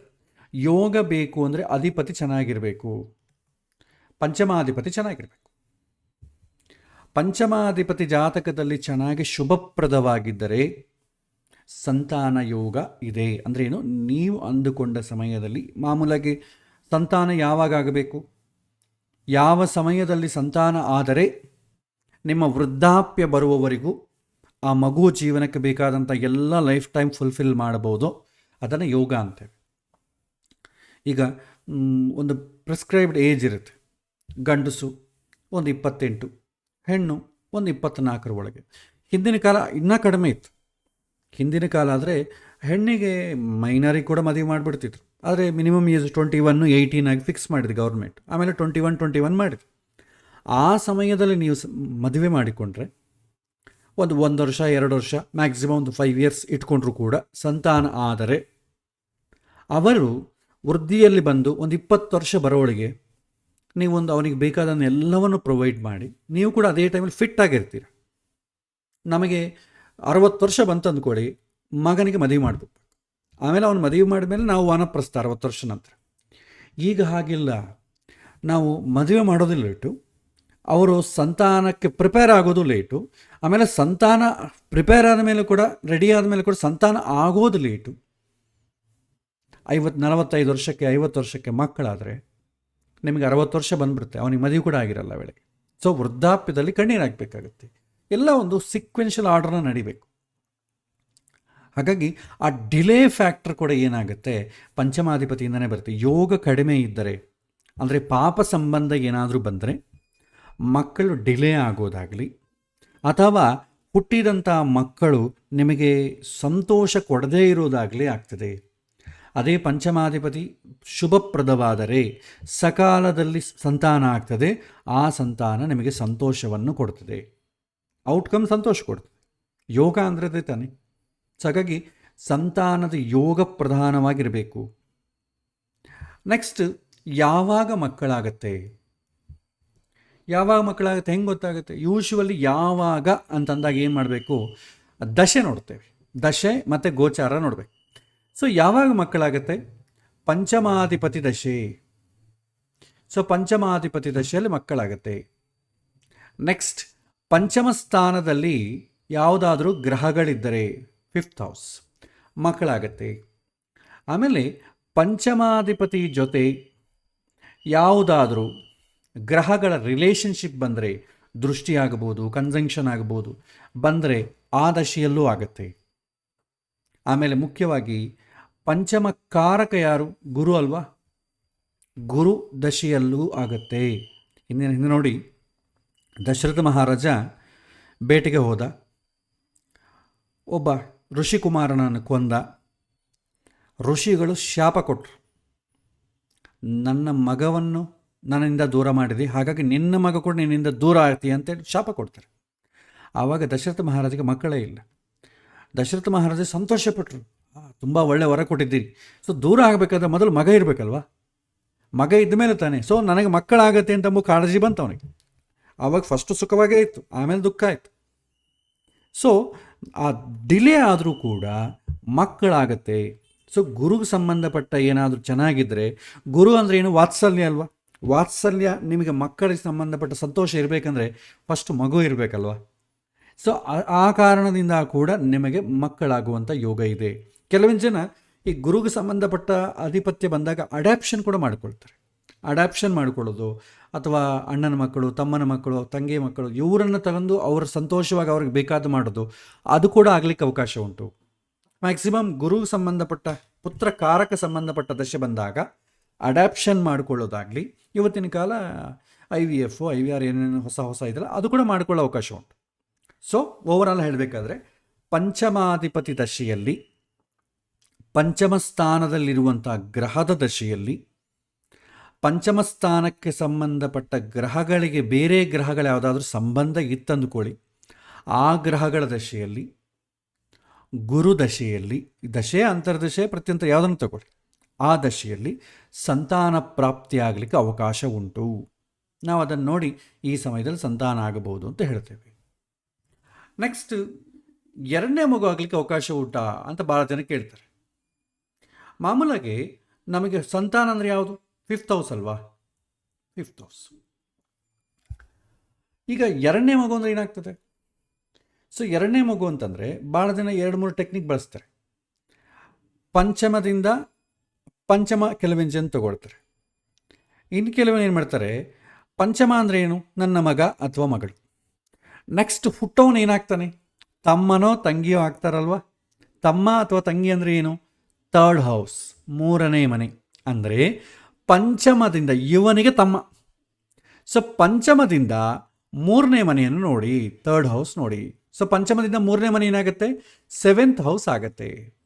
5, 6, 7 ಅಂದರೆ ಸೆಕೆಂಡ್ ಕಿಡ್ ನೀವು ನೋಡಬೇಕಾದ್ರೆ 7th ಹೌಸ್ ನೋಡಬೇಕು. ಅರ್ಥ ಆಯ್ತಾ? ಸೊ ಭಾಳ ಜನ ಪಂಚಮದಿಂದ ಪಂಚಮ ನೋಡ್ತಾರೆ. ಸೊ ಪಂಚಮದಿಂದ ಪಂಚಮ ಏನಾಗುತ್ತೆ? ಪಂಚಮ ಅಂದರೆ ನನ್ನ ಮಗ, ಪಂಚಮದಿಂದ ಪಂಚಮ ಅಂದರೆ ಅವನ ಮಗ. ಪಂಚಮಾತ್ ಪಂಚಮ ಭಾಳ ಜನ ನೋಡ್ತಾರೆ, ಬಟ್ ಅದು ಮಗ ಆಗಿಬಿಡ್ತದೆ. ಆದರೆ ಹುಟ್ಟವನು ತಮ್ಮ ಆಗಬೇಕಾದ್ರೆ 3rd ಹೌಸ್ ನೋಡ್ತೇವೆ, ಪಂಚಮದಿಂದ 3ನೇ ಮನೆ ನೋಡ್ತೇವೆ, ಅವಾಗ 7th ಹೌಸ್ ಆಗ್ತದೆ. Next, love and affection from children. So ಮಗನಿಂದ ನಾನು ಹೇಳಿದ ಮಾತು ಕೇಳ್ತಾನ ಇಲ್ಲ, ಈ ಥರ ಪ್ರಶ್ನೆ ಕೇಳಿದ್ರೆ ಜಾತಕದಲ್ಲಿ ಕಾರಕ ಗುರು ಹೇಗಿದ್ದಾನೆ, ಶುಭಗ್ರಹಗಳ ಸಂಬಂಧ ಬಂದಿದೆಯಾ, ಕೇಂದ್ರ ಸ್ಥಾನ ತ್ರಿಕೋಣ ಸ್ಥಾನ ಸಂಬಂಧ ಬಂದಿದೆಯಾ ಅಂತ ನೋಡ್ಕೊಳ್ಳಿ. ಒಂದು ವೇಳೆ ಗುರು ಪಾಪಗ್ರಹಗಳ ಸಂಬಂಧ ಬಂದರೆ, ಶನಿ ಆಗಲಿ, ಕುಜ ಆಗಲಿ, ರಾಹು ಆಗಲಿ, ಕೇತು ಸಂಬಂಧ ಬಂದರೆ, ಅಥವಾ ದುಷ್ಟಸ್ಥಾನಗಳಾದಂಥ 6, 8, 12 ಸಂಬಂಧ ಬಂದರೆ ಸ್ವಲ್ಪ ನಮಗೂ ಅವನಿಗೂ ರಿಲೇಷನ್ಶಿಪ್ ಕಡಿಮೆ ಇರುತ್ತೆ. ನಾವು ಹೇಳ್ದಂಗೆ ಅವನು ಕೇಳಲ್ಲ. ಸೊ ಹಾಗಾಗಿ ಏನು ಮಾಡಬೇಕು, ನಾವು ಸ್ವಲ್ಪ ನಮ್ಮ ಮಾತು ಕೇಳಲ್ಲ ಅಂತ ನಾವು ಪ್ರಿಪೇರ್ ಆಗಿಬಿಡ್ಬೇಕು. ಮತ್ತೆ ಮತ್ತೆ ಕೊರಗಬಾರ್ದು. ಅವನಷ್ಟೇ ಅವ್ನು ಹೇಳಿದ ಮಾತು ಕೇಳಲ್ಲ, ಏನು ಮಾಡೋಕ್ಕಾಗುತ್ತೆ? ಯಾವ ಸರ್ಕಾರ ಬಂದರೆ ನಮಗೇನು ರೀ, ನಮ್ಮ ಜೀವನ ಹಿಂಗೆ ಇರುತ್ತೆ, ನಾವೇ ನಡೆಸಬೇಕು. ಹಾಗೆ ನಾವು ಲೈಟಾಗಿ ತೊಗೊಳ್ಬೇಕಾಗತ್ತೆ. ಆಮೇಲೆ ಇದು ಅಷ್ಟೇ, ನನ್ನ ಮಗ ನನ್ನ ಮಾತು ಕೇಳ್ತಾ ಇಲ್ಲ, ಸೊ ಕಾರಕ ಚೆನ್ನಾಗಿರಬೇಕು ಗುರು. ಸೊ ಇದು ವೃದ್ಧಾಪ್ಯದಲ್ಲಿ ನನ್ನ ನೋಡ್ಕೊಳ್ತಾರ ಇಲ್ವಾ, ಇದು ಜನರಲ್ ಕ್ವಶನ್. ಇದಕ್ಕೂ ಕೂಡ ಅಷ್ಟೇ, ಗುರು ಚೆನ್ನಾಗಿರಬೇಕು. ಗುರು ಚೆನ್ನಾಗಿರಬೇಕು. ಆ ಮಗು ಜಾತಕದಲ್ಲಿ ಲಗ್ನ ಚೆನ್ನಾಗಿರಬೇಕು. ಲಗ್ನ ಪ್ಲಸ್ ನವಮ. 9 ಅಂತಂದರೆ ಏನು? ದೈವ ಭಕ್ತಿ, ತಂದೆ ತಾಯಿಗಳು ಹಿರಿಯರಂದರೆ ಭಕ್ತಿ. ಲಗ್ನ ಅಂತಂದರೆ ಅವನ ಆ್ಯಟಿಟ್ಯೂಡ್. ಗುರು ಅಂತಂದರೆ ಸ್ವಲ್ಪ ತಿಳುವಳಿಕೆ ಅಥವಾ ಪೂರ್ವ ಪುಣ್ಯ. ಅಂದರೆ ತ್ರಿಕೋಣ ಸ್ಥಾನಗಳು ಯಾರ ಜಾತಕದಲ್ಲಿ ಚೆನ್ನಾಗಿರುತ್ತೋ ಅವರು ವೃದ್ಧಾಪ್ಯದಲ್ಲಿ ಮಕ್ಕಳು ನೋಡ್ಕೊಳ್ತಾರೆ. ತ್ರಿಕೋಣ ಸ್ಥಾನಗಳು ಬಲಹೀನವಾಯಿತು ಅಂತ ಅಂದ್ಕೊಳ್ಳಿ, ಮಕ್ಕಳನ್ನು ನೋಡ್ಕೊಳ್ತಾರೆ ಅಂತ ಹೇಳಿಕ್ಕೆ ಬರ. ನೋಡಿಕೊಳ್ಳೋದು ಅಂತಂಬೋದು ಫಸ್ಟು ಡಿಫೈನ್ ಮಾಡ್ಕೋಬೇಕು ನಾವು. ನೋಡಿಕೊಳ್ಳೋದು ಅಂದರೆ ಏನು? ಅಮೆರಿಕಾದಲ್ಲಿ ಮಗ ಇರ್ತಾನೆ, ಮಗನಿಗೆ ತಂದೆಗೆ ಬೇಕಾದೆಲ್ಲ ಕೊಡ್ತಾ ಇರ್ತಾನೆ. ನೋಡಿಕೊಳ್ಳೋದು ಅಂತಂದರೆ ನನ್ನ ಹತ್ರ ಇದ್ದು ನನ್ನನ್ನು ಮಾತಾಡಿಸಿ, ನನ್ನ ಟೈಮಿಗೆ ಟ್ಯಾಬ್ಲೆಟ್ಸ್ ಹಾಕೋದೇ ನೋಡಿ ನನ್ನನ್ನು ಕರ್ಕೊಂಡೋಗಿ, ಈ ಥರ ಎಕ್ಸ್ಪೆಕ್ಟ್ ಮಾಡ್ತಾರೆ ಭಾಳ ಜನ. ಇವರು ಅವರ ತಂದೆ ತಾಯಿಗೆ ಮಾಡಿದರೆ ಅವ್ರಿಗೆ ಖಂಡಿತವಾಗೂ ಅವ್ರ ಮಕ್ಕಳು ಮಾಡ್ತಾರೆ. ಇವರು ಅವರ ತಂದೆ ತಾಯಿಗೆ ಮಾಡಿಲ್ಲ ಅಂತ ಅಂದ್ಕೊಳ್ಳಿ, ಮಕ್ಕಳ ಹತ್ರದಿಂದ ಎಕ್ಸ್ಪೆಕ್ಟ್ ಮಾಡ್ಲಿಕ್ಕೆ ಬರಲ್ಲ. ಇದು ಜನರಲ್ ಇದು. ಸೊ ಸಿಂಪಲಾಗಿ ನೋಡಬೇಕಾದ್ರೆ ನನ್ನ ಮಕ್ಕಳು ನಾನು ಚೆನ್ನಾಗಿ ನೋಡ್ಕೊಳ್ತಾರೆ ವೃದ್ಧಾಪ್ಯದಲ್ಲಿ ಅಂತಂದರೆ ತ್ರಿಕೋಣ ಸ್ಥಾನಗಳ ಬಲವಾಗಿದ್ದರೆ ಖಂಡಿತ ನೋಡ್ಕೊಳ್ತಾರೆ. ಜಸ್ಟ್ ಕಮ್ಯುನಿಕೇಷನ್ ಚೆನ್ನಾಗಿದ್ರೆ ಸಾಕು ಅಂತಂದರೆ ಕಾರಕ ಚೆನ್ನಾಗಿರ್ಬೇಕು, ಗುರು ಚೆನ್ನಾಗಿರ್ಬೇಕು. ಇದು ನಾವು ತಿಳ್ಕೊಳ್ಬೇಕು. ಮತ್ತೊಂದು ವಿಚಾರ, ಸೊ ಈಗ ಡಿಫ್ರೆಂಟ್ ಕೇಸಸ್ ನೋಡೋಣ. ಸೊ ಕೆಲವಿನ ಜಾತಕಗಳಲ್ಲಿ ಸಂತಾನ ಸ್ಥಾನಬಲ ಚೆನ್ನಾಗಿಲ್ಲ, ಕಾರಕ ಬಲ ಚೆನ್ನಾಗಿದೆ, ಆಧಿಪತ್ಯ ಬಲ ಚೆನ್ನಾಗಿದೆ. ಈ ಕೇಸಲ್ಲಿ ಏನಾಗುತ್ತೆ? ಸೊ ಸಂತಾನ ಯೋಗ ಜಾತಕದಲ್ಲಿದೆ, ಚೆನ್ನಾಗಿ ಕಾಣಿಸುತ್ತೆ. ಗುರು ಕೂಡ ಚೆನ್ನಾಗಿರೋದ್ರಿಂದ ಒಂದು ವೇಳೆ ಮಕ್ಕಳಾದರೆ ಅವರು ತಂದೆ ತಾಯಿಗಳಿಗೆ ಸಂತೋಷವನ್ನು ಕೊಡ್ತಾರೆ, ವಾತ್ಸಲ್ಯ, ತಂದೆ ತಾಯಿ ಹೇಳಿದ ಮಾತು ಕೇಳ್ತಾರೆ. ಸ್ಥಾನ ಬಲ ಚೆನ್ನಾಗಿಲ್ಲ ಅಂತಂದರೆ, ಅಂದರೆ ಸ್ಥಾನದಲ್ಲಿ ಪಾಪಗ್ರಹಗಳಿರೋದು, ರಾಹು ಆಗಲಿ, ಶನಿ ಆಗಲಿ, ಕುಜ ಆಗಲಿ, ಈ ಥರ ಪಾಪಗ್ರಹಗಳೇನಾದರೂ ಇದ್ದರೆ ಅಥವಾ ಹೆಚ್ಚು ಗ್ರಹಗಳಿದ್ದರೂ ಕೂಡ ಸಂತಾನ ಡಿಲೇ ಆಗುತ್ತೆ. ಎಷ್ಟು ಡಿಲೇ ಆಗುತ್ತೆ ಅಂತಂದರೆ, ಫಸ್ಟ್ ಆರೋಗ್ಯದ ವಿಷಯ ಆದ ಕಾರಣ ಅದನ್ನು ಅವ್ರಿಗೆ ಎಕ್ಸ್ಪ್ಲೈನ್ ಮಾಡಬೇಕು. ಆರೋಗ್ಯಕ್ಕೆ ನೀವು ಇಂಪ್ರೂವ್ ಮಾಡ್ಕೋಬೇಕು ಅಂತ ಹೇಳ್ತೀವಿ. ನಿಮ್ಗೆ ಎಷ್ಟು ದಿನ ಆಗುತ್ತೆ ಆರೋಗ್ಯ ಇಂಪ್ರೂವ್ ಮಾಡ್ಕೊಳ್ಳಿಕ್ಕೆ? ಅದ್ರ ಬೇಸ್ ಮೇಲೆ ಇರ್ತದೆ. ಭಾಳ ಜನ ಕೇಳ್ತಿರ್ತಾರೆ, ಎಷ್ಟು ದಿನ ಆಗತ್ತೆ ರೀ? ಭಗವಂತ ಪ್ರತಿ ಸಲ ಆ ದಶೆ ಬಂದಾಗೆಲ್ಲ ಅವಕಾಶ ಕೊಡ್ತಾನೇ ಇರ್ತಾನೆ. ಅದನ್ನು ತೊಗೊಳ್ಬೇಕಾದ್ದು, ಅದಕ್ಕೆ ಬೇಕಾದ ಪ್ರಿಪೇರ್ ಆಗಬೇಕಾದ ನಾವೇ. ಸೊ ಅವ್ರ ಲೈಫ್ ಸ್ಟೈಲನ್ನು ಸ್ವಲ್ಪ ಚೇಂಜ್ ಮಾಡಿಕೊಂಡ್ರೆ ಆದಷ್ಟು ಬೇಗ ಆಗ್ತದೆ. ಲೈಫ್ ಸ್ಟೈಲ್ ಚೇಂಜ್ ಮಾಡ್ಕೊಳ್ಳಿಲ್ಲ ಅಂದ್ಕೊಳ್ಳಿ, ಪೋಸ್ಟ್ಪೋನ್ ಆಗ್ತಾ ಇರುತ್ತೆ. ಕೆಲವೊಮ್ಮೆ ಮಿಸ್ಕ್ಯಾರೇಜ್ ಆಗ್ತಾ ಇರುತ್ತೆ ನೋಡಿ. ಆ ಮಿಸ್ಕ್ಯಾರೇಜ್ ಆಗೋದಕ್ಕೆ ಕೂಡ ಸ್ಥಾನಬಲನೇ ಕಾರಕ. ಯಾಕಂದರೆ ಮಿಸ್ಕ್ಯಾರೇಜ್ ಆಗೋದಂದ್ರೆ ಏನು? ಆ ಮಗು ಬೆಳವಣಿಗೆಗೆ ಬೇಕಾದಂಥ ವಾತಾವರಣ ಆ ತಾಯಿಯಲ್ಲಿ ಇಲ್ಲ ಅಂತ ಅರ್ಥ. ಒಂದು ವೇಳೆ ಹುಟ್ಟಿದ್ರೆ ಏನಾಗ್ತದೆ, ಇನ್ನೂ ತೊಂದರೆ ಆಗ್ತದೆ. ಯಾಕಂದರೆ ಏನೋ ಒಂದು ಅಬ್ಸ್ಟ್ರಕ್ಷನ್ ಇರೋದ್ರಿಂದನೇ ಅಲ್ಲ ಮಿಸ್ಕ್ಯಾರೇಜ್ ಆಗ್ತದೆ. ಆರೋಗ್ಯವನ್ನು ಕಾಪಾಡಿಕೊಳ್ಬೇಕು. ಅದಕ್ಕೆ ಹಿಂದಿನ ಕಾಲ ಈ ಥರ ಆದಾಗ ಅಶ್ವತ್ಥ ಮರ ಇಂಥದ್ದೆಲ್ಲ ಸುತ್ತು ಅಂತ ಹೇಳ್ತಿದ್ರು. ಆ ಸುತ್ತೋದ್ರಿಂದ ಮಾನಸಿಕವಾಗಿ ಆ ತಾಯಿ ದೃಢ ಆಗ್ತಿದ್ರು. ಆ ಅಶ್ವತ್ಥ ಮರದ ಗಾಳಿ ಅದನ್ನು ಎಳ್ಕೊಂಡಾಗ ನಮಗೆ ಗರ್ಭಕೋಶದಲ್ಲಿರುವಂಥ ದೋಷಗಳು ಹೋಗಿ, ಯಾಕಂದರೆ ಅಶ್ವತ್ಥ ಮರದಲ್ಲಿ ನಿಮಗೆ ಆಕ್ಸಿಜನ್ ಜಾಸ್ತಿ ಇರೋದು, ಸಂತಾನಕ್ಕೆ ಬೇಕಾದಂಥ ಆಕ್ಸಿಜನ್ ಜಾಸ್ತಿ ಇರ್ತದಲ್ಲಿ. ಹಾಗಾಗಿ ಅದಕ್ಕೆ ದಾರ ಸುತ್ತೋದಾಗಲಿ, ಅದನ್ನು ಪ್ರದಕ್ಷಿಣೆ ಮಾಡೋದಾಗಲಿ ಇಂಥದ್ದು ಹಿಂದಿನ ಕಾಲ ಹೆಣ್ಣು ಮಕ್ಕಳು ಮಾಡ್ತಿದ್ರು. ಅದರಿಂದ ಕೂಡ ಬೇಗ ಆಗ್ತಿತ್ತು. ಅನ್ಬೋದು, ಗಿಡಕ್ಕೆ ದಾರ ಸುತ್ತಿದ್ರೆ ಏನಾಗ್ತದೆ ರೀ, ಮಂತ್ರಗಳಿಗೆಲ್ಲ ಹುಣಸೆಕಾಯಿ ಉದುರ್ತದ ಅಂತ ಭಾಳ ಜನ ಕೇಳ್ತಾರೆ. ಹಿಂದಿನ ಕಾಲ ಆರೋಗ್ಯಶಾಸ್ತ್ರ ಪ್ರಕಾರ ಕೂಡ ಅದನ್ನು ನಂಬ್ತಿದ್ರು. ಹಾಗಾಗಿ ಸಂತಾನ ಸ್ಥಾನ ಬಲ ವೀಕ್ ಆಗಿದ್ದರೆ ಸಂತಾನ ಡಿಲೇ ಆಗುತ್ತೆ. ಆಗೋದಿಲ್ಲ ಅಂತ ಯಾವತ್ತಿಗೂ ಹೇಳಬಾರ್ದು, ಡಿಲೇ ಆಗುತ್ತೆ ಅಷ್ಟೆ. ನೆಕ್ಸ್ಟ್ ಕೇಸ್, ಸ್ಥಾನ ಬಲ ಚೆನ್ನಾಗಿದೆ, ಕಾರಕ ಬಲ ಚೆನ್ನಾಗಿಲ್ಲ, ಆಧಿಪತ್ಯ ಬಲ ಚೆನ್ನಾಗಿದೆ, ಅಂದರೆ ಶುಭ ಸಂಬಂಧ ಬಂದಿದೆ ಅಂತ ಅರ್ಥ. ಮೆಜಾರಿಟಿ ಸ್ಥಾನ ಬಲ ಚೆನ್ನಾಗಿರೋದ್ರಿಂದ ಮಕ್ಕಳಾಗ್ತಾರೆ. ಆಧಿಪತ್ಯ ಬಲ ಚೆನ್ನಾಗಿರೋದ್ರಿಂದ ಸಮಯಾನುಕೂಲಕ್ಕೆ, ಸಮಯಕ್ಕೆ ತಕ್ಕಂತೆ ನಿಮಗೆ ಏನು ಬಯಸ್ತೀರೋ, ನನ್ನ ಮಗ ಹೀಗಿರಬೇಕು, ನನಗೆ ಮಗ ಬೇಕು, ಮಗಳು ಬೇಕು, ನಾನು ಅವನು ಹೀಗೆ ಮಾಡಬೇಕು ಅಂತ ಹೇಳ್ತಾರೆ, ಅದಕ್ಕೆ ತಕ್ಕಂತೆ ಮಗ ಆಗ್ತಾನೆ. ನೀವು ಏನು ಬಯಸ್ತೀರೋ ಅದಕ್ಕೆ ತಕ್ಕಂತೆ ಅವನು ಇರ್ತಾನೆ. ಕಾರಕ ಬಲ ಯಾವಾಗ ವೀಕ್ ಆಗುತ್ತೋ ನೀವು ಹೇಳ್ದಂಗೆ ಕೇಳಲ್ಲ. ನೀವು ಹೇಳಿದಾಗ ಅವನು ಇರ್ತಾನಷ್ಟೇ, ಬಟ್ ನೀವು ಹೇಳ್ದಂಗೆ ಕೇಳಲ್ಲ. ಅಂಥ ಸಮಯದಲ್ಲಿ ಏನಾಗುತ್ತೆ, ನನ್ನ ಮಗ ನನ್ನ ಹೇಳಿ ಮಾತು ಕೇಳ್ತಾ ಇಲ್ಲ, ನಾನು ಅವನ ನೀನು ಬೈಸಕ್ಕ ನನ್ನ ಥರ ಇದ್ದಾನೆ. ನಾನು ಅಮೆರಿಕಾಗೆ ಹೋಗು ಅಂತ ಹೇಳಿದೆ ಮಗನ್ನ, ಹೋದಾಗ ದಿನಾಗೂ ಫೋನ್ ಮಾಡು ಅಂತ ಹೇಳಿದೆ, ದಿನಾಗೂ ಮಾಡಲ್ಲ, ಟೈಮ್ ಇಲ್ಲಪ್ಪ, ಮಂತ್ಲಿ ಒಂದ್ಸರಿ ಮಾಡ್ತೀನಿ ಅಂತ ಹೇಳ್ದೆ. ಬಾಪ ನೋಡಬೇಕು ಅಂತಂದೆ. ಬೇಲ್ ಮೇಲೆ ಬಂದಂಗೆ ವರ್ಷಕ್ಕೆ ಒಂದು 10 ದಿನ ಮಾಡ್ಕೊಂಡು ಮೊಮ್ಮಕ್ಕಳನ್ನ ಕರ್ಕೊಂಡು ಬರ್ತಾರೆ. ಅಲ್ಲಿ ಕೂಡ ಅವ್ರವ್ರ ಮೊಮ್ಮಕ್ಕಳು ನೋಡ್ಕೊತಾರೆ, ನನ್ನನ್ನು ಮಾತಾಡ್ಸೋರು ಯಾರಿಲ್ಲ. ಇಲ್ಲಿ ಬಂದು ಪೆಂಡಿಂಗ್ ಕೆಲಸಗಳು ಏನೇನಿದೆ ಎಲ್ಲ ಕೂಡ ಮಾಡಿಕೊಂಡು, ಎಲ್ಲ ಗುಡಿ ದೇವಸ್ಥಾನ ಎಲ್ಲ ಕೂಡ ನೋಡಿಕೊಂಡು, ತಂದೆ ತಾಯಿ ನೋಡೋಕೆ ಬಂದಿರ್ತಾನೆ, ಎಲ್ಲ ಫಿಕ್ಸ್ ಮಾಡ್ಕೊಂಡು ಬಂದುಬಿಟ್ಟಿರ್ತಾನೆ, ಇಲ್ಲೇ ಎಲ್ಲ ಸುತ್ತಾ ಇರ್ತಾನೆ ಅಷ್ಟೆ. ತಂದೆ ತಾಯಿಗಳನ್ನ ಒಂದು 5 ನಿಮಿಷ 10 ನಿಮಿಷ ಮಾತಾಡಿಸ್ತಾರೆ ಅಷ್ಟೆ, ಈ ರೀತಿ. ಸೊ ಇದರಿಂದ ಹಲವಾರು ಮಾನಸಿಕ ಸಮಸ್ಯೆಗಳು ಬರ್ತದೆ. ಆದರೆ ಅದೇನು ದೊಡ್ಡ ವಿಷಯ ಅಲ್ಲ, ಇವತ್ತು ಯಾರೂ ಹೇಳ್ಕೊಳ್ಳಲ್ಲ. ಪಾಪ ವೃದ್ಧಾಪ್ಯದಲ್ಲಿ ಏನೋ ಇದ್ದಾರೆ ಅಂದರೆ ಯಾರೂ ಇದನ್ನು ಕ್ಲೈಮ್ ಮಾಡೋದಿಲ್ಲ. ನನ್ನ ಮಗನ ಹೇಳಿದ ಮಾತು ಕೇಳ್ತಾ ಇಲ್ಲ, ಏನೋ ಹೋಮ ಇದ್ದರೆ ಹೇಳಿ, ಏನೋ ಪೂಜೆ ಇದ್ರೆ ಯಾರೂ ಕೇಳಲ್ಲ. ಯಾಕೆಂದರೆ ಅವರು ಅರ್ಥ ಮಾಡ್ಕೊಂಬಿಟ್ಟು ಇದಿಷ್ಟೇ, ಇನ್ನೇನು ಮಾಡ್ಲಿಕ್ಕೆ ಬರಲ್ಲ ಅಂತ ಅರ್ಥ ಮಾಡ್ಕೊಂಬಿಟ್ಟಿರ್ತಾರೆ. ನೆಕ್ಸ್ಟ್, ಸ್ಥಾನಬಲ ಚೆನ್ನಾಗಿದೆ, ಕಾರಕ ಬಲ ಚೆನ್ನಾಗಿದೆ, ಆಧಿಪತ್ಯ ಬಲ ಬಲಹೀನವಾಗಿದೆ. ಈ ಕೇಸಲ್ಲಿ ಏನಾಗುತ್ತೆ, ಸ್ಥಾನಬಲ ಚೆನ್ನಾಗಿರೋದ್ರಿಂದ ಮಕ್ಕಳಾಗ್ತಾರೆ, ಕಾರಕ ಬಲ ಚೆನ್ನಾಗಿರೋದ್ರಿಂದ ನೀವು ಹೇಳಿದ ರೀತಿಯಲ್ಲಿ ಅವನು ಗುಣ ಇರ್ತದೆ, ನೀವು ಹೇಳಿದ ರೀತಿಯಲ್ಲಿ ವಾತ್ಸಲ್ಯವನ್ನು ಬೆಳೆಸ್ತಾನೆ. ಆಧಿಪತ್ಯ ಬಲ ಚೆನ್ನಾಗಿಲ್ಲದ್ರಿಂದ ನೀವು ಎಕ್ಸ್ಪೆಕ್ಟ್ ಮಾಡಿದಂತೆ ಆಗಲ್ಲ. ನಾವು ಮದುವೆ ಆದಮೇಲೆ ಈ ಸಮಯದಲ್ಲಿ ಮಕ್ಕಳಾಗಬೇಕು, ಆ ಸಮಯದಲ್ಲಿ ಆಗಲ್ಲ, ಡಿಲೇ ಆಗ್ತದೆ. ಅಥವಾ ಅವನು ಹೆಣ್ಣು ಮಗು ಬೇಕು ಅಂತಾನೆ, ಗಂಡು ಮಗು ಆಗ್ತದೆ, ಗಂಡು ಬೇಕು ಅಂತಾನೆ, ಹೆಣ್ಣು ಆಗ್ತದೆ. ಅಥವಾ ಆ ಮಕ್ಕಳು ಸಂತೋಷ ಕೊಟ್ಟರು ಕೂಡ ಅವನೊಂದು ಇವನು ಈ ಥರ ಇರಬೇಕು, ಈ ಥರ ಆಲೋಚನೆ ಮಾಡಬೇಕು, ಇಂಥ ಓದಬೇಕು ಅಂತ ಏನಿರ್ತಾವಲ್ಲ, ಅದು ಮಾಡಲಿಕ್ಕಾಗಲ್ಲ. ನನಗೆ ಗೊತ್ತಿದ್ದವರು ಬರೀತಾರೆ, ಅವರು ಮಕ್ಕಳಾಯಿತು, ಎಂಥ ಮಕ್ಕಳು ಅಂತಂದರೆ ತಂದೆ ತಾಯಿ ಹೇಳಿದ ಮಾತು ಕೇಳ್ತಾನೆ, ತುಂಬ ಸಂತೋಷವಾಗಿರ್ತಾನೆ, ಏನು ಎಲ್ಲ ಜೊತೆಗೆ ಇರ್ತಾನೆ. ಆದರೆ ತಂದೆಗೆ ಏನಂತಂದರೆ ಅವನು ಚೆನ್ನಾಗಿ ಓದಬೇಕು, ಅವನು ಒಳ್ಳೆಯ ಉದ್ಯೋಗ ಮಾಡಬೇಕು, ಇದೆಲ್ಲ ಎಕ್ಸ್ಪೆಕ್ಟ್ ಮಾಡ್ಕೊಂಡಿದ್ದ. ಪಾಪ ಅವನಿಗೆ ಓದು ತಲೆಗೆ ಹತ್ತಲಿಲ್ಲ. ಹಾಗೆಂತೆಲ್ಲ ಲೋಕ ವ್ಯವಹಾರ ಕೂಡ ಏನು ಗೊತ್ತಾಗ್ತಾ ಇಲ್ಲ. ಹಾಗಾಗಿ ತಂದೆ ಗುಡಿ ಪೂಜೆ ಮಾಡ್ತಿದ್ದ, ಇವನು ಮಗನು ಗುಡಿ ಪೂಜೆ ಮಾಡಿಕೊಂಡು ತಂದೆ ಏನು ಕೆಲಸ ಮಾಡ್ತಾನೋ ಅದೇ ಮಾಡ್ಕೊಂಡು ಜೀವನ ಮಾಡ್ತಿರ್ತಾನೆ. ಆದರೆ ತಂದೆಗೆ ಯಾವಾಗೂ ಕೂಡ ಒಂದು ಕೊರಗಿರ್ತದೆ, ನಾನು ಅಂದುಕೊಂಡಾಗ ಆಗಿಲ್ಲ. ತಂದೆ ಏನು ಬಯಸ್ತಾನೆ ಅದಕ್ಕೆ ತದ್ವಿರುದ್ಧವಾಗೇ ಅಲ್ಲಿ ಆಗ್ತದೆ, ಅವನಿಗೆ ಪಡೆಯುವಂಥದ್ದು ಇರ್ತದೆ. ಇದು ಆಧಿಪತ್ಯ ಬಲದ ಪ್ರಾಬ್ಲಮ್.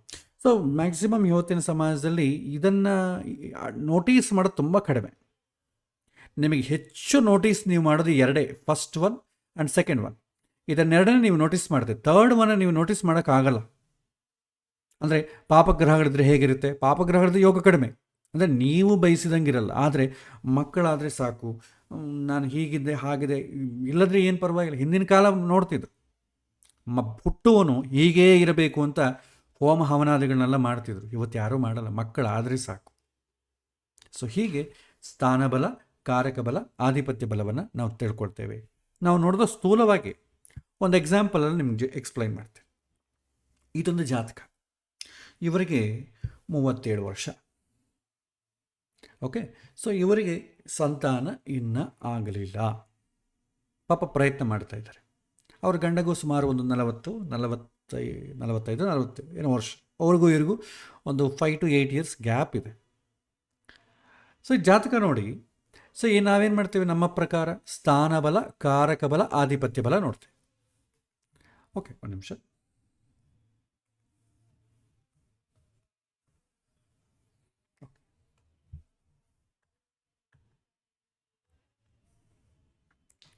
ಮೊದಲೇನು ಮಾಡ್ತೇವೆ, ಸ್ಥಾನಬಲ ನೋಡೋಣ.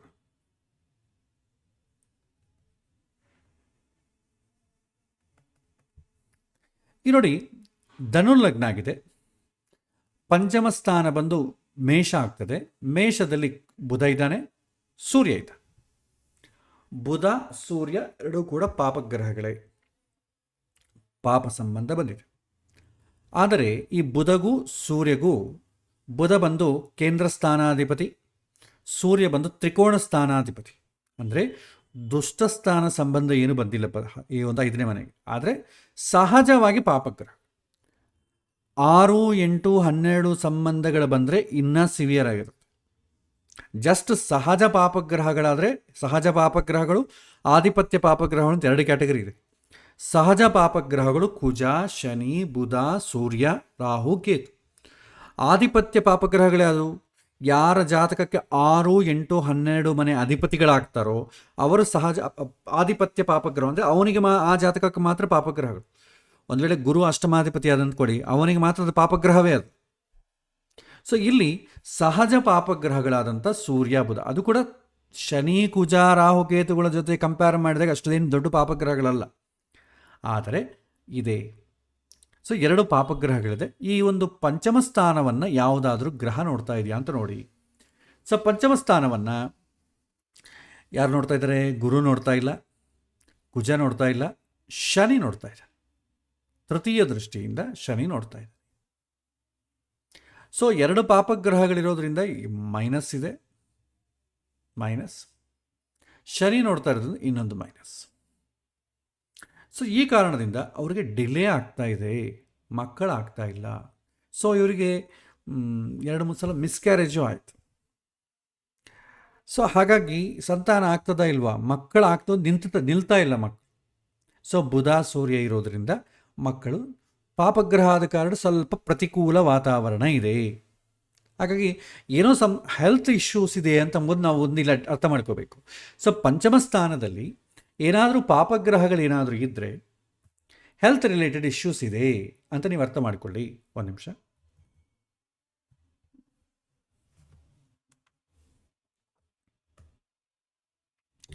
ಓಕೆ,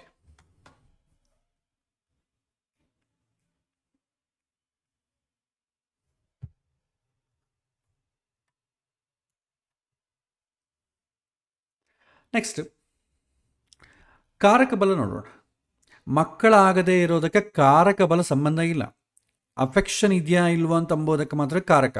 ಸೊ ಕಾರಕನಾದಂಥ ಗುರು ದಶಮ ಸ್ಥಾನದಲ್ಲಿದ್ದಾನೆ, ಶುಭಗ್ರಹ ಅಂತ ಶುಕ್ರ ನೋಡ್ತಾ ಇದ್ದಾನೆ, ಪ್ಲಸ್ ಚಂದ್ರನ ಜೊತೆಗಿದ್ದಾನೆ. ಚಂದ್ರ ಸೂರ್ಯ ದೂರ ಇದ್ದಾರೆ, ಅದ ಕಾರಣ ಚಂದ್ರ ಶುಭಗ್ರಹವೇ ಆಗುತ್ತೆ.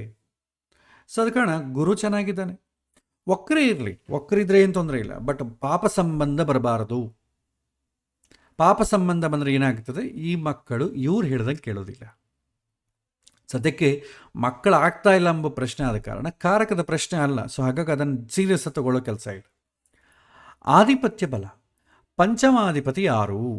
ಪಂಚಮಾಧಿಪತಿಯಾದಂಥ ಕುಜ ನೀಚ ಸ್ಥಾನದಲ್ಲಿ, ಅದು ಅಷ್ಟಮ ಸ್ಥಾನದಲ್ಲಿದ್ದಾನೆ. ಎರಡೂ ಕೂಡ ಪಾಪಸ್ಥಾನವೇ. ಸೊ ಹಾಕೋಣ ಕಾರಕ ಬಲ ಸಿಸ್ಟಮ್ಯಾಟಿಕ್ಕಾಗಿ ಹಾಕೋಣ. ಸೊ ಕಾರಕ ಬಲ ಯಾರು? ಸೊ ಗುರು ಎಲ್ಲಿದ್ದಾನೆ? ಸೊ ದಶಮ ಸ್ಥಾನದಲ್ಲಿದ್ದಾನೆ. ಸೊ ಪ್ಲಸ್ ಶುಭಗ್ರಹ ಆದಂಥ ಚಂದ್ರನ ಜೊತೆ ಇದ್ದಾನೆ, ಪ್ಲಸ್ ಬೇರೆ ಯಾವ ಥರದ ಪಾಪಗ್ರಹಗಳ ಸಂಬಂಧ ಇಲ್ಲ. ಆಧಿಪತ್ಯ ಬಲಕ್ಕೆ ಬರೋಣ. ಸೊ ಆಧಿಪತ್ಯ ಬಲಕ್ಕೆ ಬಂದರೆ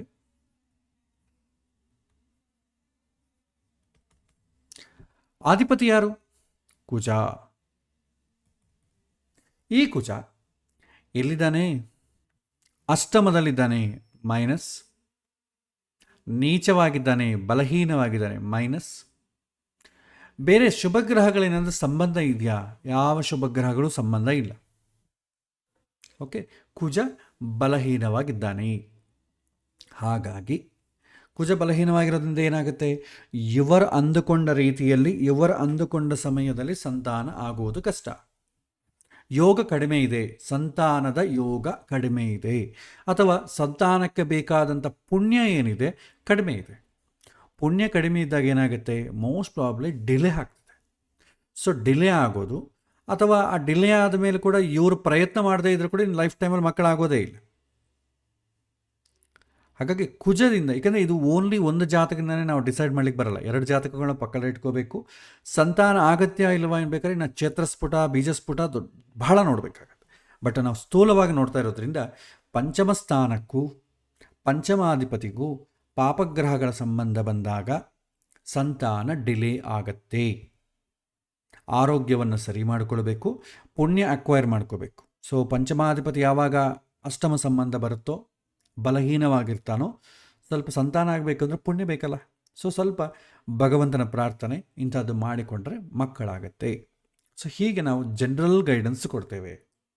ಇನ್ನು ಡೀಪಾಗಿ ಬೇಕು, ಸಂತಾನ ಅಗತ್ಯ ಇಲ್ವ ಅಂತ ಕ್ಯಾಲ್ಕುಲೇಟ್ ಮಾಡಬೇಕಾದ್ರೆ ಸ್ವಲ್ಪ ಇಬ್ಬರು ಜಾತಕವನ್ನು ನೋಡಬೇಕು, ಅವ್ರ ಮದುವೆ ಯಾವಾಗಾಗಿದೆ ಆ ದಿನದ ಮುಹೂರ್ತವನ್ನು ನೋಡಬೇಕಾಗತ್ತೆ. ಶುಭ ಸಂಬಂಧ ಜಾಸ್ತಿ ಇದೆಯೋ ಪಾಪ ಸಂಬಂಧ ಜಾಸ್ತಿ ಇದೆಯೋ ಕ್ಯಾಲ್ಕುಲೇಟ್ ಮಾಡಿದರೆ ಒಂದು ರಫ್ ಆಗಿ ಪುಣ್ಯ ಬಲವ ಜಾಸ್ತಿ ಇದೆಯಾ ಪಾಪ ಬಲ ಜಾಸ್ತಿ ಇದೆಯಾ ಗೊತ್ತಾಗುತ್ತೆ. ಇಲ್ಲಿ ನೋಡಿ, ಸ್ಥಾನ ಬಲಕ್ಕಾಗಲಿ, ಆಮೇಲೆ ನೋಡಿ ಸ್ಥಾನಬಲ ಇದೆಯಲ್ಲ, ಸ್ಥಾನಬಲದಲ್ಲಿ ಒಂದು ಪ್ಲಸ್ಸು ಇಲ್ಲ. ಆಮೇಲೆ ಆಧಿಪತ್ಯ ಬಲ ತಗೊಳ್ಳಿ, ಅದರಲ್ಲೂ ಒಂದು ಪ್ಲಸ್ಸು ಇಲ್ಲ. ಅಸಲು ಶುಭ ಸಂಬಂಧವೇ ಇಲ್ಲ.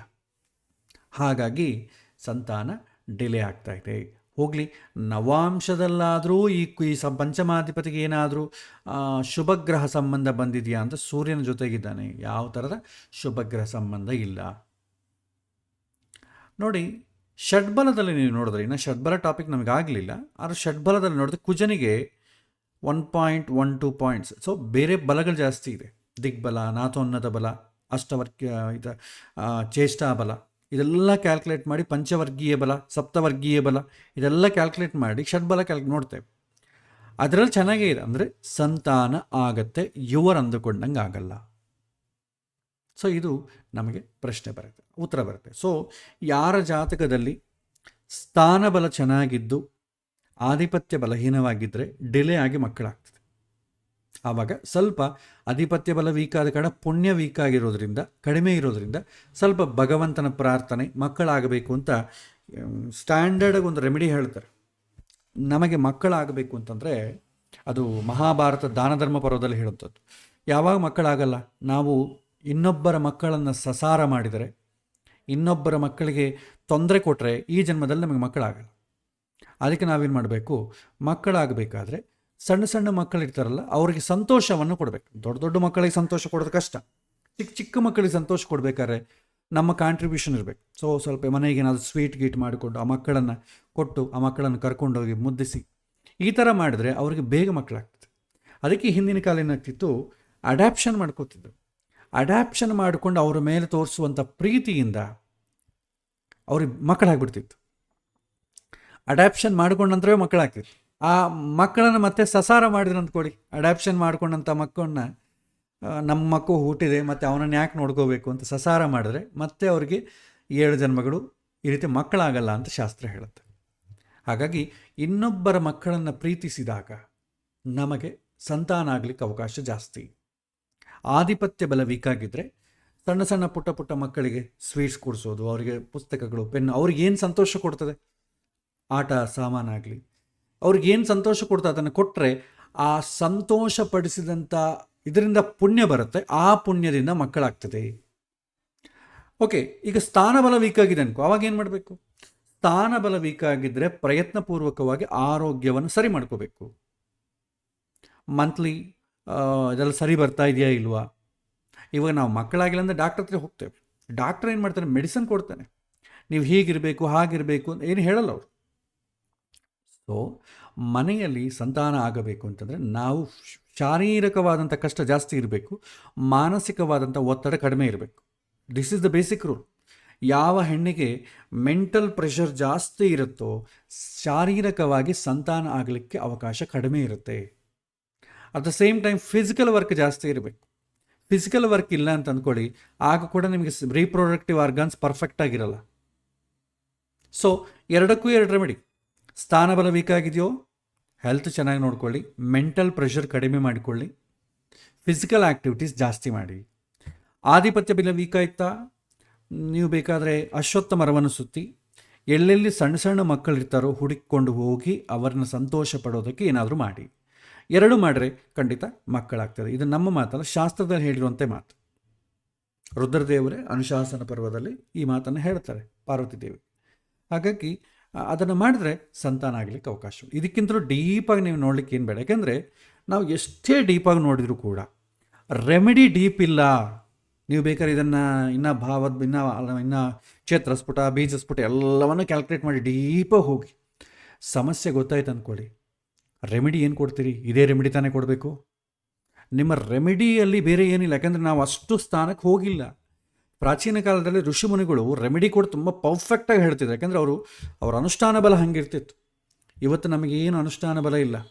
ನಮ್ಮ ಕೈಯಿಂದ ಒಂದಷ್ಟು ಮಂತ್ರಾಕ್ಷತೆ ಕೊಟ್ಟರು ಕೂಡ ಅವ್ರು ಏನೋ ಅವ್ರಿಗೇನು ಬರೋದಿಲ್ಲ, ಅನುಷ್ಠಾನ ಇಲ್ಲ ಅದ ಕಾರಣ.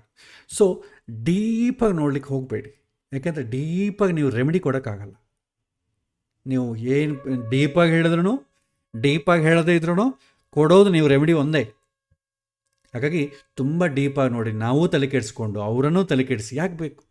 ಸಿಂಪಲಾಗಿ ಜಾತಕವನ್ನು ಪುಣ್ಯ ಬಲ ಇದೆಯೋ ಪಾಪ ಬಲ ಇದೆಯೋ, ಪುಣ್ಯ ಇದೆಯಾ ಧೈರ್ಯ ಕೊಡಿ, ಲೇಟ್ ಆಗುತ್ತೆ ಅಂತೇಳಿ, ಪಾಪ ಜಾಸ್ತಿ ಇದೆಯಾ ಅದನ್ನು ನಿವೃತ್ತಿಗೆ ಇದು ಚಿಕ್ಕ ಚಿಕ್ಕ ಸಿಂಪಲ್ ರೆಮಿಡೀಸ್ ಹೇಳಿ. ಅಶ್ವತ್ಥ ಮರವನ್ನು ಸುತ್ತಿ, ಅಥವಾ ಸಣ್ಣ ಸಣ್ಣ ಮಕ್ಕಳು ಇರ್ತಾರಲ್ಲ ಅವರನ್ನು ಸ್ವಲ್ಪ ಪ್ರೀತಿ ಮಾಡಿದರೆ ಅವ್ರಿಗೆ ಏನು ಪ್ರೀತಿ, ಸಣ್ಣ ಮಗು ಏನು ಮಾಡ್ತದೆ, ಚಾಕ್ಲೇಟ್ ತೋರಿಸಿದ್ರೆ ಸಂತೋಷ ಖುಷಿಯಿಂದ ಮಾಡ್ತದೆ, ಸಾಕು. ಅದಕ್ಕೇನು ದೊಡ್ಡ ಕಷ್ಟ ಏನಿದೆ? ಅವ್ರಿಗೆ ಆಟ ಸಾಮಾನು ಕೊಡಿಸಿ, ನೋಟ್ಬುಕ್ಸ್ ಕೊಡಿಸಿ. ದೊಡ್ಡ ದೊಡ್ಡ ಹುಡುಗರಿಗೆ ಸಂತೋಷ ಆಗಲ್ಲ, ಚಿಕ್ಕ ಚಿಕ್ಕ ಹುಡುಗರು ಬೇಗ ಸಂತೋಷ ಆಗಿಬಿಡ್ತಾರೆ. ಅವ್ರಿಗೆ ಪಾಪ ಸ್ವಾರ್ಥ ಇರಲ್ಲ ಅವರಿಗೆ. ಆ ಥರ ಮಾಡಿದರೆ ಆಧಿಪತ್ಯ ಬಲ ಸ್ಟ್ರಾಂಗ್ ಆಗ್ತದೆ, ಮಕ್ಕಳಾಗ್ತದೆ. ಸ್ಥಾನ ಬಲ ವೀಕ್ ಆಗಿದೆಯೋ, ಪಾಪಗ್ರಹಗಳ ಸಂಬಂಧ ಜಾಸ್ತಿ ಇದೆಯೋ, ಫಿಸಿಕಲ್ ಆ್ಯಕ್ಟಿವಿಟಿ ಮಾಡಿ. ನಾವು ಮನೆಯಲ್ಲೆಲ್ಲ ಸ್ಮಾರ್ಟ್ ಮಾಡಿಬಿಟ್ಟು ಒಂದು 1 hour ಹೊರಗಡೆ ಜಾಗಿಂಗು ಅಥವಾ ಯಾವುದೋ ಒಂದು ಜಿಮ್ಗೋ ಹೋಗಿ ಪ್ರಯೋಜನ ಏನಿಲ್ಲ. ಎಲ್ಲ ಕೆಲಸ ಮನೆಗೆ ನ್ಯಾಚುರಲಾಗಿ ಮಾಡ್ಕೊಳ್ಳಿ, ಸರಿ ಹೋಗ್ತದೆ. ಜಿಮ್ ಏನೂ ಬೇಕಾಗಿಲ್ಲ. ಸೊ ಇದು ಮಾಡಬೇಕು. ಮೆಂಟಲ್ ಸ್ಟ್ರೆಸ್ ಕಡಿಮೆ ಇರಬೇಕು. ಸಂತಾನಕ್ಕೆ ಡೈರೆಕ್ಟಾಗಿ ಸ್ಪಾಯ್ಲ್ ಮಾಡೋದು ಮಾನಸಿಕವಾದಂಥ ಸ್ಟ್ರೆಸ್ಸೇ. ಹಿಂದಿನ ಕಾಲ ಮಾನಸಿಕ ಸ್ಟ್ರೆಸ್ ಇಲ್ಲ, ಹಾಗಾಗಿ ಸಂತಾನ ಬೇಗ ಆಗ್ತಿತ್ತು. ಎಸ್ಪೆಷಲಿ ಸ್ತ್ರೀಯರಿಗೆ ಮೆಂಟಲ್ ಸ್ಟ್ರೆಸ್ ಇದ್ದರೆ ಸಂತಾನ ಆಗೋದು ತುಂಬ ಕಷ್ಟ. ಪುರುಷರಿಗೆ ಮೆಂಟಲ್ ಸ್ಟ್ರೆಸ್ ಇದ್ದರೆ ಹುಟ್ಟುವಂಥ ಮಕ್ಕಳು ಅಬ್ನಾರ್ಮಲ್ ಆಗಿ ಹುಡ್ತವೆ, ಹೈಪರ್ ಆ್ಯಕ್ಟಿವ್ ಆಗಿ ಹುಡ್ತವೆ, OCD ಆಗಿ ಹುಡ್ತವೆ. ಯಾಕಂದರೆ ಮಾನಸಿಕವಾಗಿ ಎಲ್ಲ ಮಗು ತಯಾರಾಗೋದು ತಂದೆಯಿಂದ. ಹಾಗಾಗಿ ಪ್ರೆಷರ್ ಇಟ್ಕೋಬೇಡಿ. ಪ್ರೆಷರ್ ಇಟ್ಕೊಂಡ್ರೆ ಏನಾಗ್ತದೆ, ನೀವು ಸಮಸ್ಯೆಯನ್ನು ಮಗನ ಮೂಲಕ ಅನುಭವಿಸ್ಬೇಕಾಗ್ತದೆ. ಹಾಗಾಗಿ ಇದು ಎಚ್ಚರ ವಹಿಸಬೇಕು. ಸೊ ಇದು ಇವತ್ತಿನ ಪಾಠ. ಮತ್ತು ಬರುವಂಥ ವಾರ ಇನ್ನೊಂದು ಸ್ವಲ್ಪ ಎಕ್ಸಾಂಪಲ್ಸ್ ನೋಡೋಣ. ಇನ್ನು ಶಾಸ್ತ್ರದ ವಿಚಾರದಲ್ಲಿ ಏನಾದರೂ ಇದಕ್ಕೆ ಅಡಿಷನ್ಸ್ ಏನಾದರೂ ಮಾಡೋದು ನೋಡಿ. ತುಂಬ ಡೀಪಾಗಿ ನೋಡ್ಲಿಕ್ಕೆ ಹೋಗಬೇಡಿ. ನನ್ನ ಒಂದು ಅಭಿಪ್ರಾಯ ಅಷ್ಟೇ. ನೀವು ಡೀಪಾಗಿ ಹೋದರೆ ರೆಮಿಡಿ ಕೂಡ ಅಷ್ಟೇ ಪರ್ಫೆಕ್ಟಾಗಿ ಕೊಡಬೇಕು. ಪರ್ಫೆಕ್ಟ್ ಎಂಬೋ ರೆಮಿಡಿ ಇಲ್ಲ. ಸೊ ಹಾಗಾಗಿ ಇದನ್ನು ಸ್ವಲ್ಪ ಯೋಚನೆ ಮಾಡಿ. ಸೊ ಇದು ಇವತ್ತಿನ ಪಾಠ. ಮತ್ತೆ ಬರುವಂಥ ವಾರ ಮತ್ತಿಷ್ಟು ವಿಚಾರಗಳನ್ನು ತಿಳ್ಕೊಳ್ಳೋಣ. ಶ್ರೀಕೃಷ್ಣ ಅರ್ಪಣಮಸ್ತು.